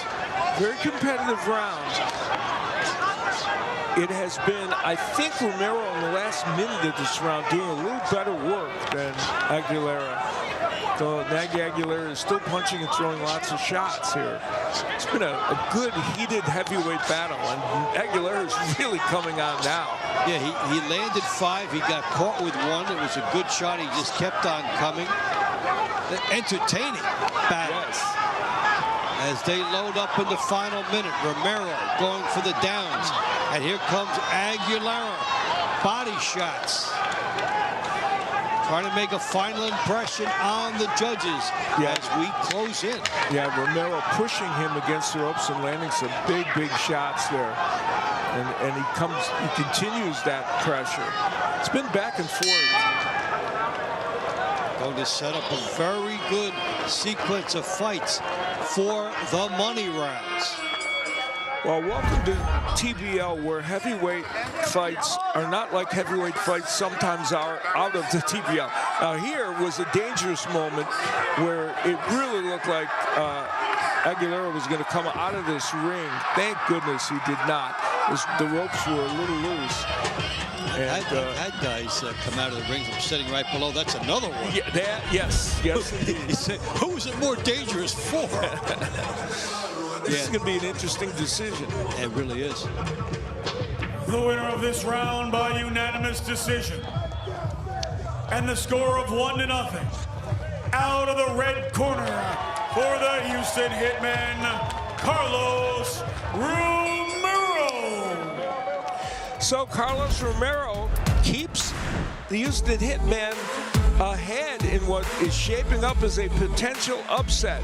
Well, where can you see all these great boxing matches? Dave Bontempo's telling you to tell you. Thanks, Al. We keep getting comments as more people watch this. Hey, where can I see you guys? Where can I pick up TBL? Well, here are a few places where we have been seen. You can now watch us on MSG Networks and the Gotham Sports app, as well as on our home network, Envoy Fast. Plus, the full season of Encores are on Envoy TV every day. Download the Envoy app. Connected TV users with Samsung, Apple TV, Amazon Fire, Roku, and LG devices can download the TBL app and watch both live action and play previous matches on demand. TBL is also seen on YouTube, the TBL app, and in Spanish on the Estrella Network.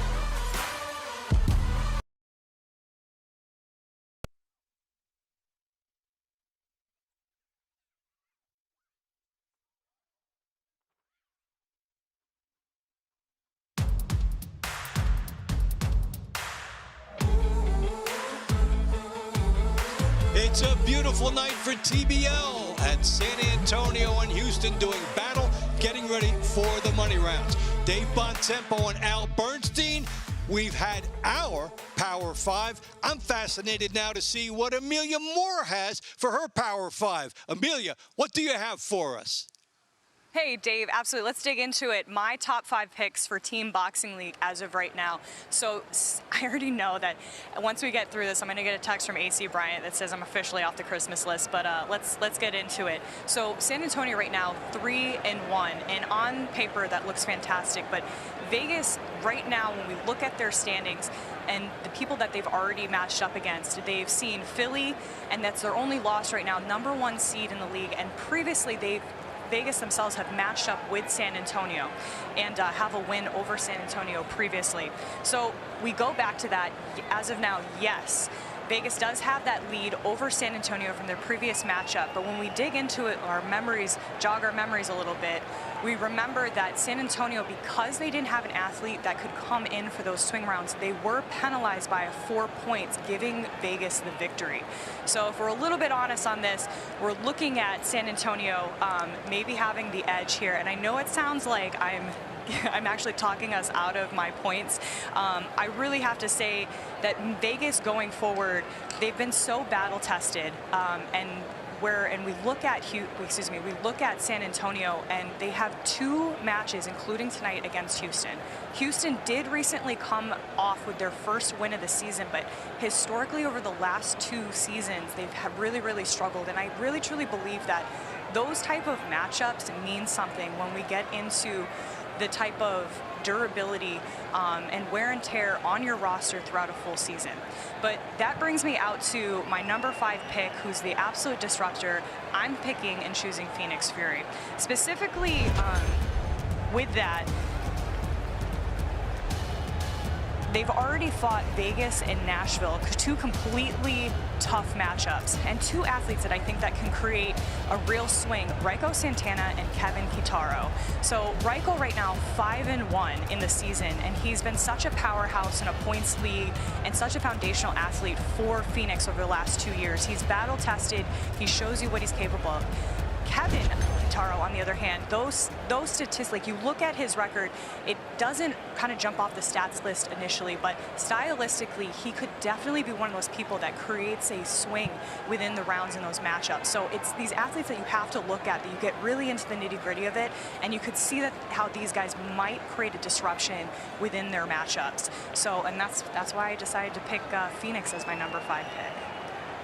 All right, thank you, Amelia, and some power scheduling for San Antonio. And there's no way A.C. Bryant would take you off that Christmas list. I'm making that prediction right now. Dave Bontempo and Al Bernstein, we're getting ready now for the money rounds here. And all of a sudden, this is very significant because of how these fights are playing out. And it's going to be our last fight of the night. It really is. We're at this point, there is power that San Antonio is looking for. And what source could they find it from for a knockdown or a knockout? Well, they're thinking if it gets this far down and they need it, the last fight of the night, around 24, with Adrian Taylor taking on Chimika Derrick. Taylor is looking for his 8th win this season. He's undefeated. Let's see if he can do it. He's red hot. Let's go back inside. Here's Patrick Creighton, and let's begin the home stretch. Welcome to the money rounds. Round 17 is in the featherweight division. In the blue corner, for the San Antonio Snipers, Jason Scully Wallace. In the red corner, for the Houston Hitmen, Ishmael Lil Big Bennett. All right, a rematch from bout number 2, won by Wallace. And in that first encounter, Wallace really controlled the fight almost completely. And Ishmael Bennett, who's still looking for his first TBO win this season, and in fact, period, because this is his debut season, just wasn't able to get much done offensively. We'll see if he can be more aggressive in this round. Might start for him with getting that jab out there, trying to find a rhythm off of that.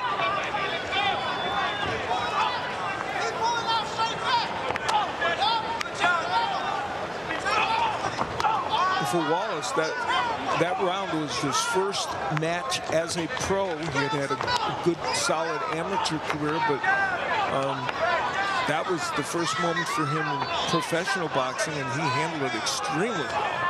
Yeah, he was graceful and won that one handily, and now they all matter. 8 fights left, so without the power, which is a whole another dynamic to measure, if you're down 3, you have to win 6 of the 8 to get over the top if you're considering this from San Antonio, unless bonus points are involved. this round similar to the last one, in which the geography of the ring is being controlled by Wallace with his jab and throwing in some straight right hands and enough movement to give angles to Bennett. Good boxing here by Wallace, and the footwork and the lateral movement serving him well. Israel Bennett has a pretty good right hand when he can get it in. And he won his last pro fight on February 14th with a TKO win. And in that, he used the right hand very effectively. His last pro fight outside of TBL, I should explain. Final 45 seconds to make their case.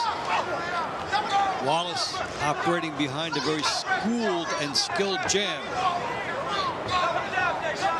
Bouncing comfortably. He's got a moment where he could be trapped if Bennett could find him.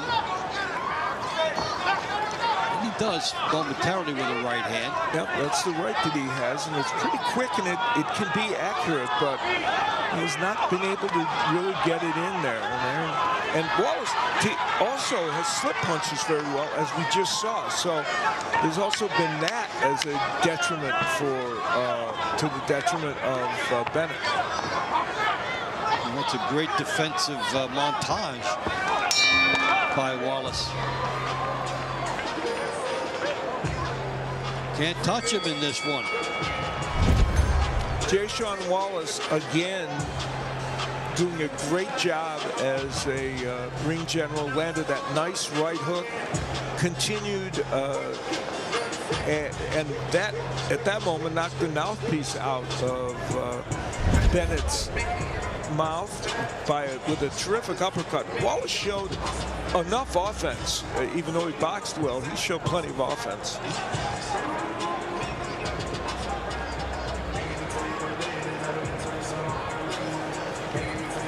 The winner of this round by unanimous decision, and the score of 1-0, out of the blue corner for the San Antonio Snipers, Jayshawn "Scully" Wallace. So San Antonio pulls Houston within leads 2. 10-8. And they've got one of their Round best. 18 is in the Coming up. featherweight division. In the blue corner for the San Antonio Snipers, 12-time national champion, Azaria, the Natural Cottrell. In the red corner for the Houston Hitmen, Janaisa Indira Morandin. We could have a story within the story here, because the next fight is a big opportunity for San Antonio with Cottrell, and the fight after that is a big fight for Houston with Farr. So what happens in these next 2 fights? Will either team jump up?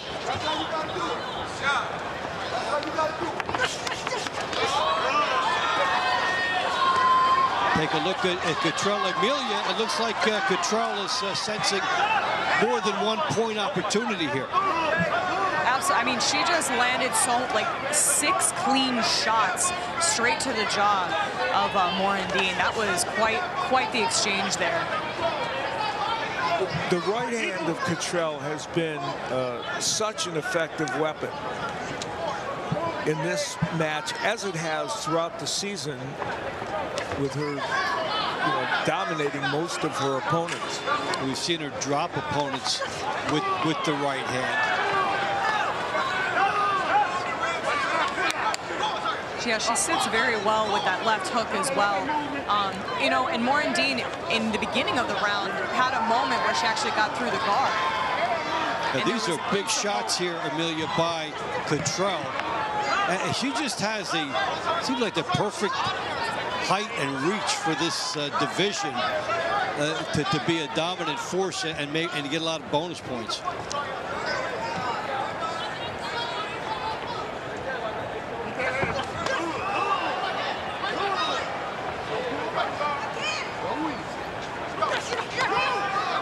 The Morandin overhand right, as Emilio alluded to, can get in, and we saw it in the first round, but it just doesn't get in often enough to make a difference for her. And that's, she's eating a lot of leather on the way in, right, Amelia? That's why it's hard for her to get that home. Yeah, you know, and with the height advantage that Cottrell has, obviously it's an uphill battle for anybody that's shorter. I mean, that's such a huge advantage. The thing I was been thinking about is like watching Cottrell fight. These athletes, her opponents have got to catch those punches and stifle them because her reach is what's keeping them on the outside. I mean, can you catch that strong and use a defensive parry as an offensive tool and then get in also that way, because you can't dive in. You cannot dive in on this woman. Is this an extraordinary height and reach advantage for this weight class, Amelia, that she has? I mean, as we've seen, yeah, generally speaking, to be that tall, I mean, she's pretty tall for the weight class, you know, yeah. at 126. So, I mean, if you see internationally, I've always found that international athletes tend to be pretty tall, but, you know, overall, she's a good height. It's the Gabrielle Fundora phenomenon. Yes. And I was going to bring in from years past, Jeff Chandler, yeah, 118. Yes. With this particular, like what that could do for him. Yeah, it's hard to get inside these fighters with a huge natural advantage. And Cottrell in that last round, there she is landing some beautiful right hands. That was an early exchange in this match where we felt she might be looking for some more points, which she probably was, but Morandin, who is a tough cookie, she hasn't had a lot of success this year in terms of wins and losses, but man, she's hung in there with some really good boxers. She kept coming right through that big right hand.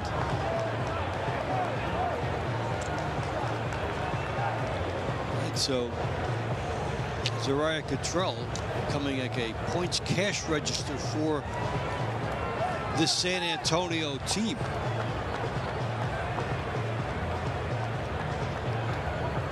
The winner of this round by unanimous decision, and the score of 1-0 out of the blue corner for the San Antonio Snipers, Azaria, the Natural Cottrell. Fans, round 19 is a no contest, and no score will be given. Round 20 is in the lightweight division. In the blue corner for the San Antonio Snipers, Sean Bad Boy Bates. In the red corner for the Houston Hitmen, Florida Golden Gloves champion, Manuel the Venezuelan Monster Sangroni. Okay, so with the scratch, everything becoming ultra more important. 5 to go. San Antonio trailing Houston by 1, and Amelia has a special guest. Go ahead, man. My special guest, I am so happy to be sitting here with Danielle Perkins. She just recently captured the light heavyweight WBA title February 26th with what was one of the most exciting knockouts still as of this year. Talk to us about it. Well, you know, Millie's my friend, and I'm happy to be here with her. But I made a promise to my opponent at the weigh-in that I was going to break her jaw. So I just always have to keep my promises. Very quaint of you. And thank you for putting this out here that you're here only for me. Yes, I'm here for the friend. So previous to that, I mean, you had such a major competition drought. You did fight Clarissa Shields last February of 25, but previous to that, my gosh, how many fights did you have fall through? You know, and if something like this, if we had a heavyweight division, would you have jumped in to kind of tango around with that? Oh yeah, no, I like this league. I think it gives like a lot of activity, and it also kind of fits my fighting style. I mean, Danielle's down for whatever. I mean, she's here to fight. I'm down to clown. Anything on the horizon? Yeah, I plan on unifying hopefully this summer. Waiting on an opportunity to make that announcement, but I plan on unifying for getting the IBF and WBO. We don't have the WBC at my weight class, but I'll get the other two. And people, you must tune in for this. She's such an exciting fighter, and we're talking a multi-time world medalist. So thank you, Danielle, for cringing through and stepping on the mic with me tonight. I'm here for my friends. I'll do anything for a friend. Dave, Al, back to you. Okay, Amelia, Dave Bontempo and Al Bernstein with you. Round 20, Sangroni and Bates picking up where they left off last time. Yes, doing exactly what they did the last time. Throwing a lot of punches, landing punches. Sangroni got the nod the last time, and it was just like this. And Bates has been doing what he did the last round, switching a bit from righty to lefty.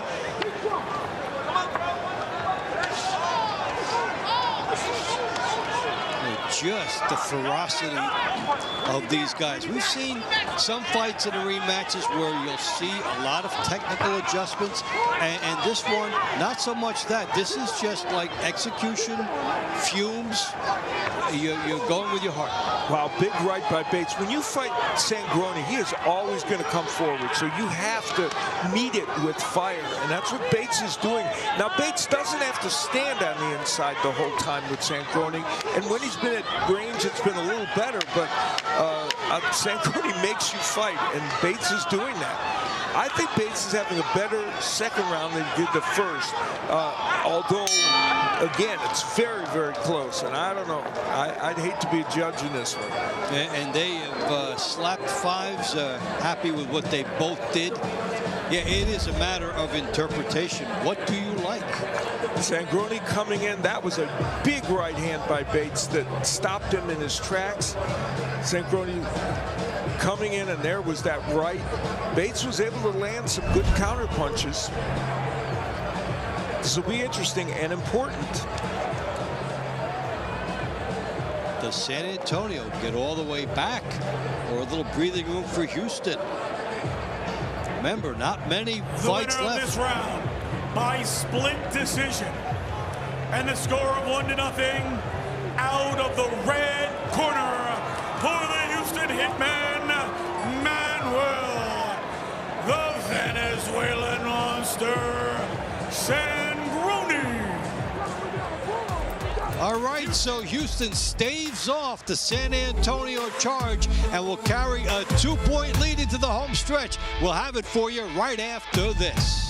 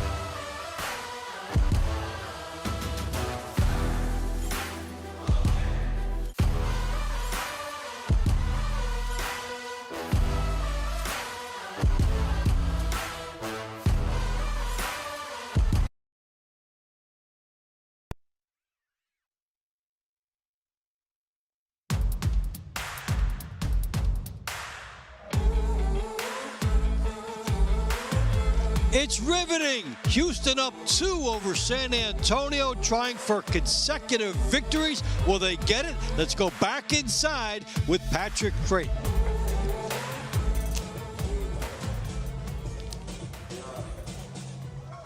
Round 21 is in the lightweight division. In the blue corner for the San Antonio Snipers, he is the current U.S. WBC silver champion, Michael El Chamuco Braamontes. In the red corner for the Houston Hitmen, Jaden Alpough. All right, Braamontes and Alpough. Alpough captured a split the first time. One of 3 that have gone Houston's way in this one. Yeah, the knockdown and those 3 split decisions are part of why Houston is leading still at this point. You know, at some point, a team like this hangs around, keeps the lead. They're going to start believing it's their night. So, you know, how is this going to work out? And this fight was very close in the first one. Alpough got the decision, but it was just very, very close. Here comes Braamontes trying for some bonus points for San Antonio, which we have not seen tonight. Only one knockdown by Thorne. And in fact, this was one of those split decisions that we talked about. There's Braamontes with those quick combinations that he's capable of throwing. Now, when you're doing the math here, okay, Houston up by 2. San Antonio, unless there is power, if you don't get this one, then you're down 3 with 3 to go with utterly no margin for error. So, therefore, you know, they all matter even more. Yeah, there's definitely pressure here. You know, Braamontes moves his hands more than Alpough. The question is, does all of that equate to what the judges are going to think is effective work? He's done a lot of that in this round, but so Alpough's had his good moments as well. Well, when you looked at Houston upending Dallas, sent some shockwaves throughout the league, and then when San Antonio labored and still beat Dallas, it was not easy for a lot of people to make a connection. But when you look at common opponents, this fight should be closer than it looked on paper. Yes. We look back and see that now. Nice right hand by Braamontes, and Alpough's done some good work too on the inside. Both men landing good shots. Braamontes and Alpough both are good body punchers, and we've seen them put that into place in this round. Another good round of boxing. Vastly improved Houston team, and this is an excellent fight. Good shots here by Braamontes.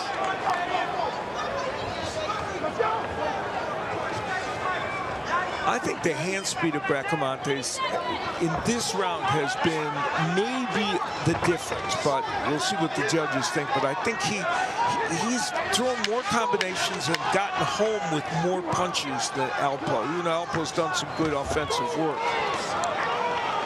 So San Antonio in gotta have it mode when it comes to this decision, and this is a big call. The Houston side with the corral, they're wondering if they can do a little bit more.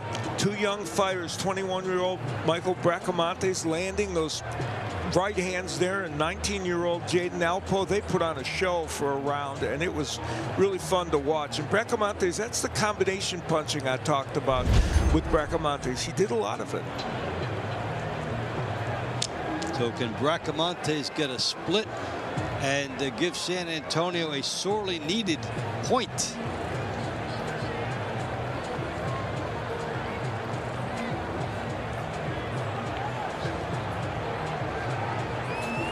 The winner of this round by unanimous decision, and the score of 1-0, out of the blue corner for the San Antonio Snipers, Michael El Chamuco Braamontes. Clutch victory for Braamontes. 11-10. Round 22 is in the welterweight division. In the blue corner for the San Antonio Snipers, Javier Fernandez. In the red corner for the Houston Hitmen, Josue Mendez. All right, 3 rounds to go. Houston up 1. Houston has led since round 7 with that knockdown by Thorne. They get out as much as 4. San Antonio clawing back, and this is as close as San Antonio has been on the comeback trail. And speaking of close, the first round between Fernandez and Mendez was very close, but Fernandez could not get into the win column. He's been on an 11-round loss streak, and now it's 12 in TBL, Fernandez, and he hopes to break that right now, which would help his team. And that would be a tremendous thrill for him and his team, and you get the idea it can turn around a season for you if you can get a win at a big time. Their first round was a really good round, and this one's shaping up that way as well. Both men very offensive-minded, throwing good combinations. Nice right hand landed there by Mendez, and that was probably the difference in the first fight. His punches were a little straighter and a little more compact. Fernandez moving on an angle and then scoring. Mendez trying for those straight punches. No lack of volume from the 23-year-old Fernandez, who is undefeated as a pro, 20-0 in boxing outside of TBL, even though his record in TBL is not a good one. No, and it's just, you know, it would be a good thing for him to adapt to this format. Certainly would help him get started faster in his other fights, which he hasn't needed with that undefeated record. Yeah, exactly. And in the last 35 seconds of this round, Mendez has started to take control back a little bit from what Fernandez did earlier in the round. For me, this is the biggest opposites of a fighter in traditional boxing and TBL. Usually there's some kind of rub over that if you're a quality pro, you'll get your share here. Yeah, Fernandez just been snake bit in the TBL. And I'll tell you, this sequence here, both men landing really good shots. I mean, and the punches from Mendez a little straighter, but also Fernandez has gotten his share in as well. High quality. The hooks have full crank on them.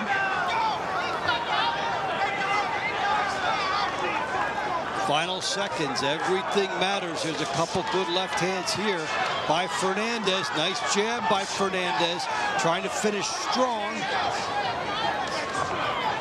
Mendez trying to head him off. Some of those right hands from Mendez are eye-catching, and for the judges, that may be the difference. But boy, Fernandez landing a lot of good shots here as well. Some good uppercuts by Mendez, which maybe one of the judges would have been shielded on the angle, but that was here you go. And the Houston Corral, they think they've come up with a big one. If you look at the body language of the Corrals, this one will go to Houston. Let's see if it does. They believe that all the aggression of Fernandez was enough to get the job done. Both men landed a lot of punches in that round. Good, you see the countering from Mendez, the good pressure from Fernandez. This is not going to be an easy one to judge. No. Been a few of these tonight. A lot on the line right now. The winner of this round by unanimous decision and the score of 1-0. Out of the red corner for the Houston Hitmen, Josue Mendez. Well, the Corral had it right. Houston leads 12-10. Round 23 is in the heavyweight division. In the blue corner for the San Antonio Snipers, Noggy, Dominican Dynamite, Aguilera. In the red corner for the Houston Hitmen, Carlos Romero. Dave Bontempo and Al Bernstein with you here, joined here by Amelia Moore.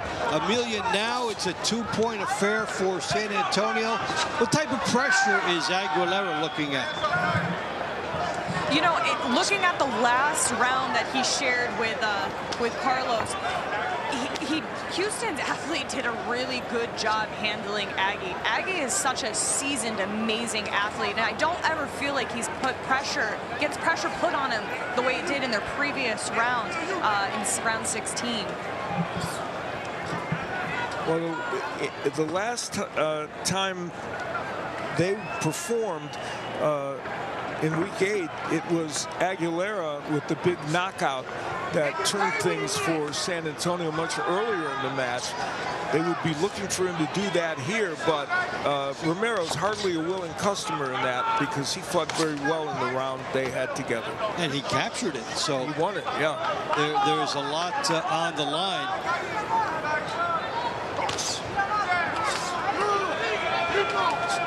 Good body work here by Romero. Romero from Cuba. He's part of that Cuban amateur program. And now 19-2 as a pro, so he's having himself a solid career, and he's 4-1 this season in the TBL, so he's doing well in this format as well. Romero putting on pressure, and Aguilera moving laterally. How is this shaping up to you, Amelia, halfway through, even a little bit more about it? Who do you think has an edge? I mean, Maggie Aguilera looked good in the beginning of the round. You have to be careful about the bouncing around, about using the ring, and where it doesn't look like you're holding the ring generalship. So I feel like it's a toss-up at this point.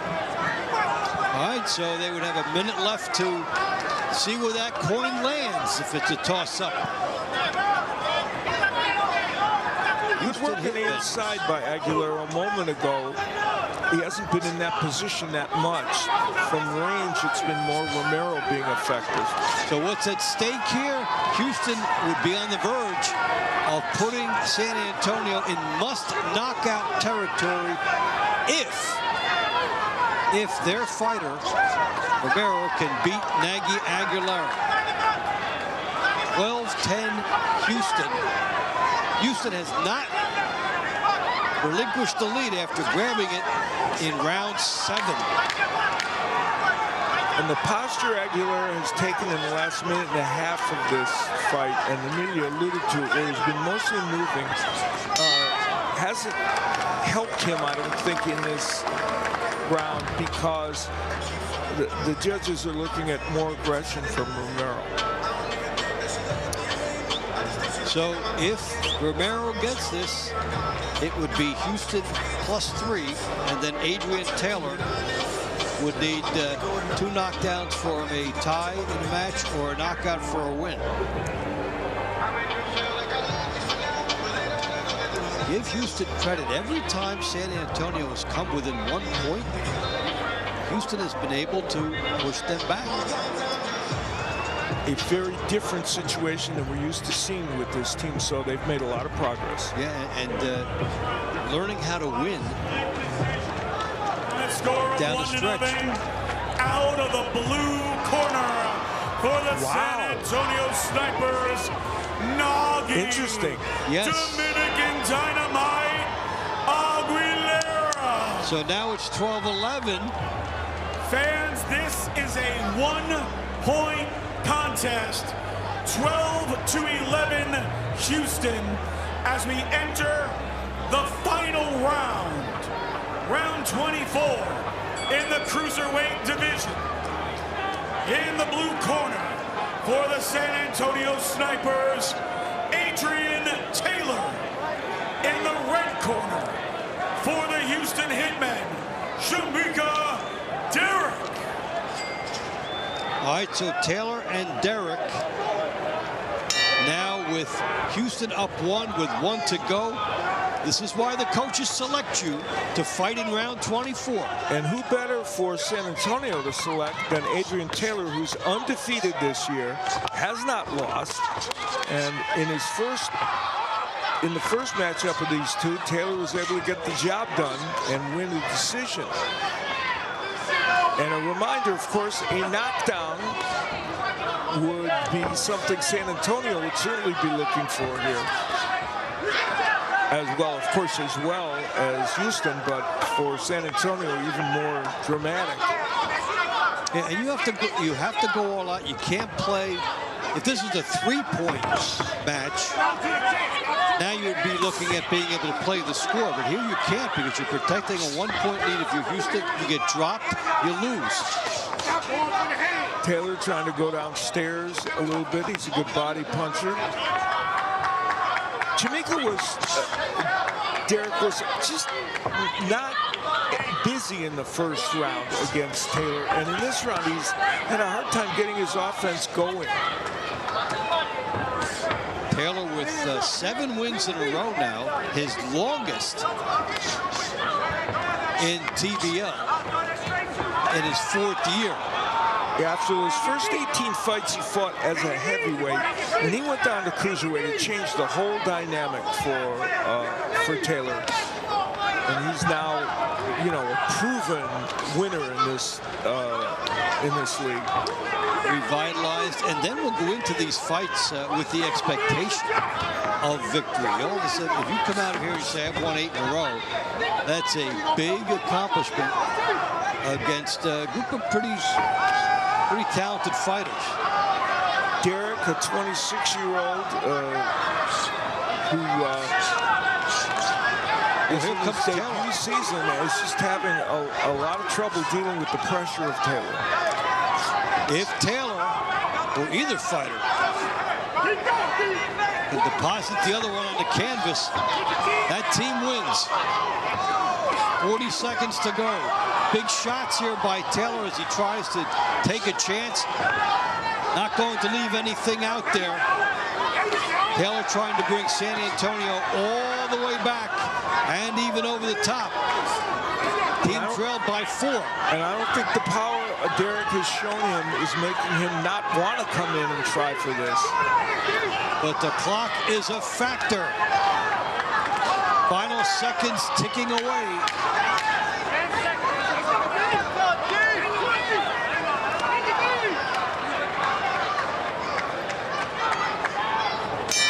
So it looks like at the minimum, Taylor has done what he was sent out to do, at least in terms of delivering a win for his team.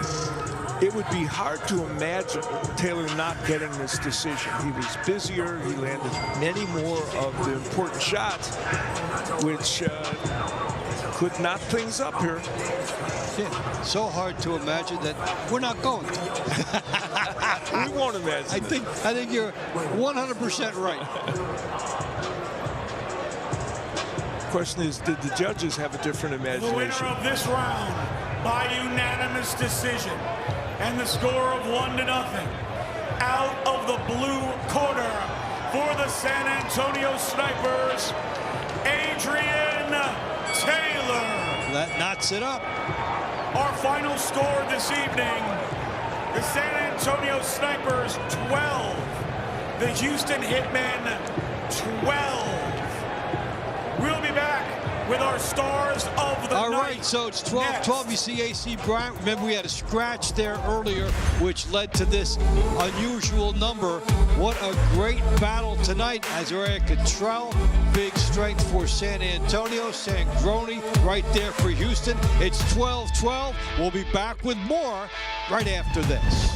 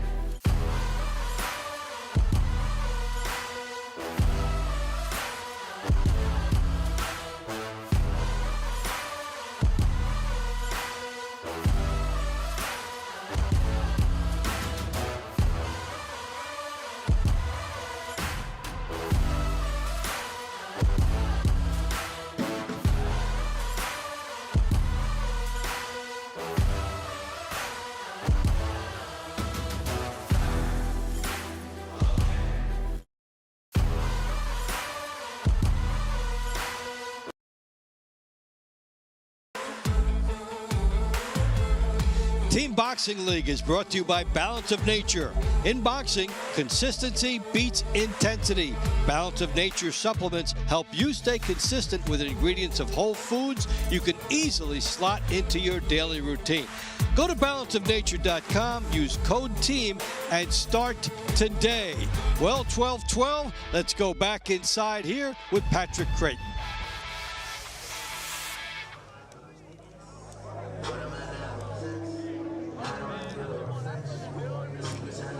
Fans, our final score tonight. The San Antonio Snipers 12, the Houston Hitmen 12. A very tight-fought card tonight. Give it up for all these fighters who put on a great performance this evening. Our 3 stars of the evening. Our 3rd star from the San Antonio Snipers, Jason Wallace. Our 2nd star from the Houston Hitmen, Natalia Denise. And our Balance of Nature 1st star of the evening from the Houston Hitmen, Thorne. Fans, let's give it up for our round of the night. Round 22 between Javier Fernandez and Josue Mendez.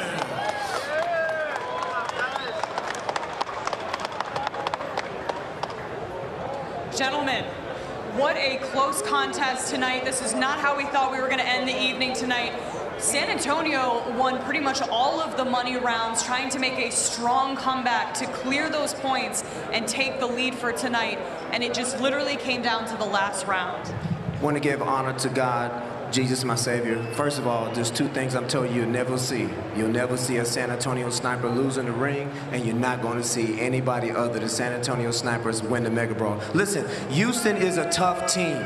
If you think we don't prepare and respect them, you're absolutely wrong. That first fight was just the fact that Coach Brian was getting used to it. You saw what he did his last 2 fights. Tough team, much respect to Houston.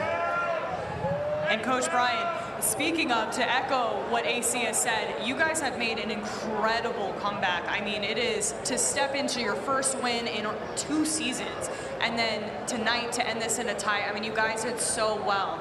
Yeah, I mean, it's a testament to the team, to my coaches, and to all these fighters out here that are leaving it in the ring.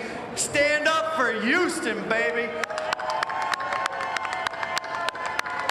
And we're going to be even better next time. Absolutely. Keep growing and keep striving, guys. Good evening. Let's talk about the round that the 2 rounds you shared tonight. My gosh, it was just a battle in there. I mean, constant pressure, trying to keep that distance and use your boxing skills, being a little slick. Kind of talk us through exactly like how you were trying to keep that pressure off. Yeah, I come from martial arts, so we move a lot. I knew she was gonna come with pressure, and I just did my job. And tonight was your debut with TBL. Yes, it was my debut with TBL, 3rd boxing match. Congratulations, building the confidence, building the experience. Welcome to TBL, and way to keep it exciting tonight. Thank you, thank you. Good evening, Devin. You had the only knockdown of the evening tonight. You brought that, I mean, it was such an energy booster for Houston. Kind of how did that, the team just stood up as soon as you got those 2 points. It was just incredible. I mean, did you feel that energy coming all the way through to you? Oh yeah, most definitely, most definitely. Just try to apply the pressure and win the round for my team because we need to win so we can go much further in TBL. And how does it feel to feel like you guys are finally gaining some momentum within the league? Oh, it feels really good. It feels really good. Fantastic, fantastic. Well, we will see you guys, I believe, on June 7th. You will meet Phoenix, and best of luck in the next rounds. All right, thank you so much. Dave and Al. All right, Amelia, there you see it, and here at 12-12, what is the Balance of Nature star of the fight? Well, the man that came up with 3 points tonight, Devin Thorne. Yeah, we talked about his right hand being a good weapon, and he would use it to good effect against Igbokwe, and that was a big moment. And Thorne, who has had a tough season in the TBL, really finding his sea legs tonight, producing 3 points and doing a great job for Houston. And one of the reasons they were in here to have that 12-12 score.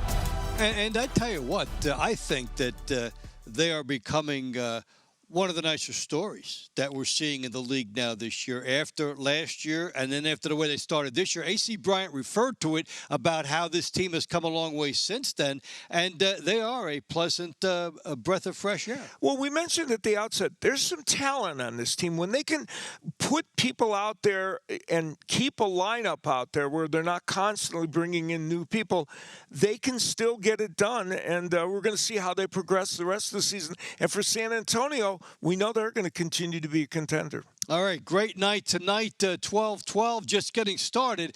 This week in TBL, we've got a lot more coming your way next couple nights. Nashville versus Boston. The Nashville smashed the Boston Butchers. 2 teams on the bubble. We talked about that earlier. And 2 more teams that need a victory will come on later on in the week with LA. But guess what?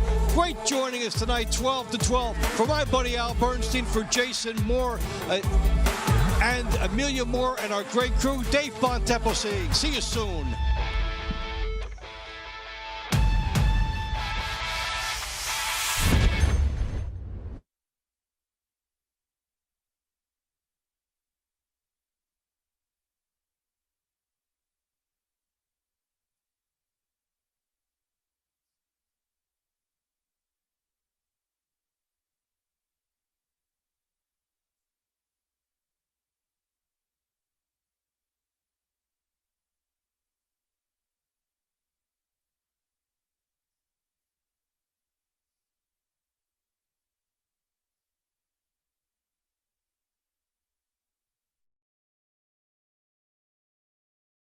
I'm standing here with the baby bull himself, Juan Diaz, 4-time world champion. Incredible to have you here supporting the Houston team, and kind of, maybe tell us what brought you in tonight. Well, thank you guys for having me here. It's a great pleasure to see these fights. It's a tremendous show. What brought me here today was my friend, colleague, and former strength and conditioning coach, Brian Caldwell, who's the coach for the Houston Hitmen. So, he's done a phenomenal job with the short notice. So I see the improvement in the team week after week, and he's doing an outstanding job. I'm happy for him and for the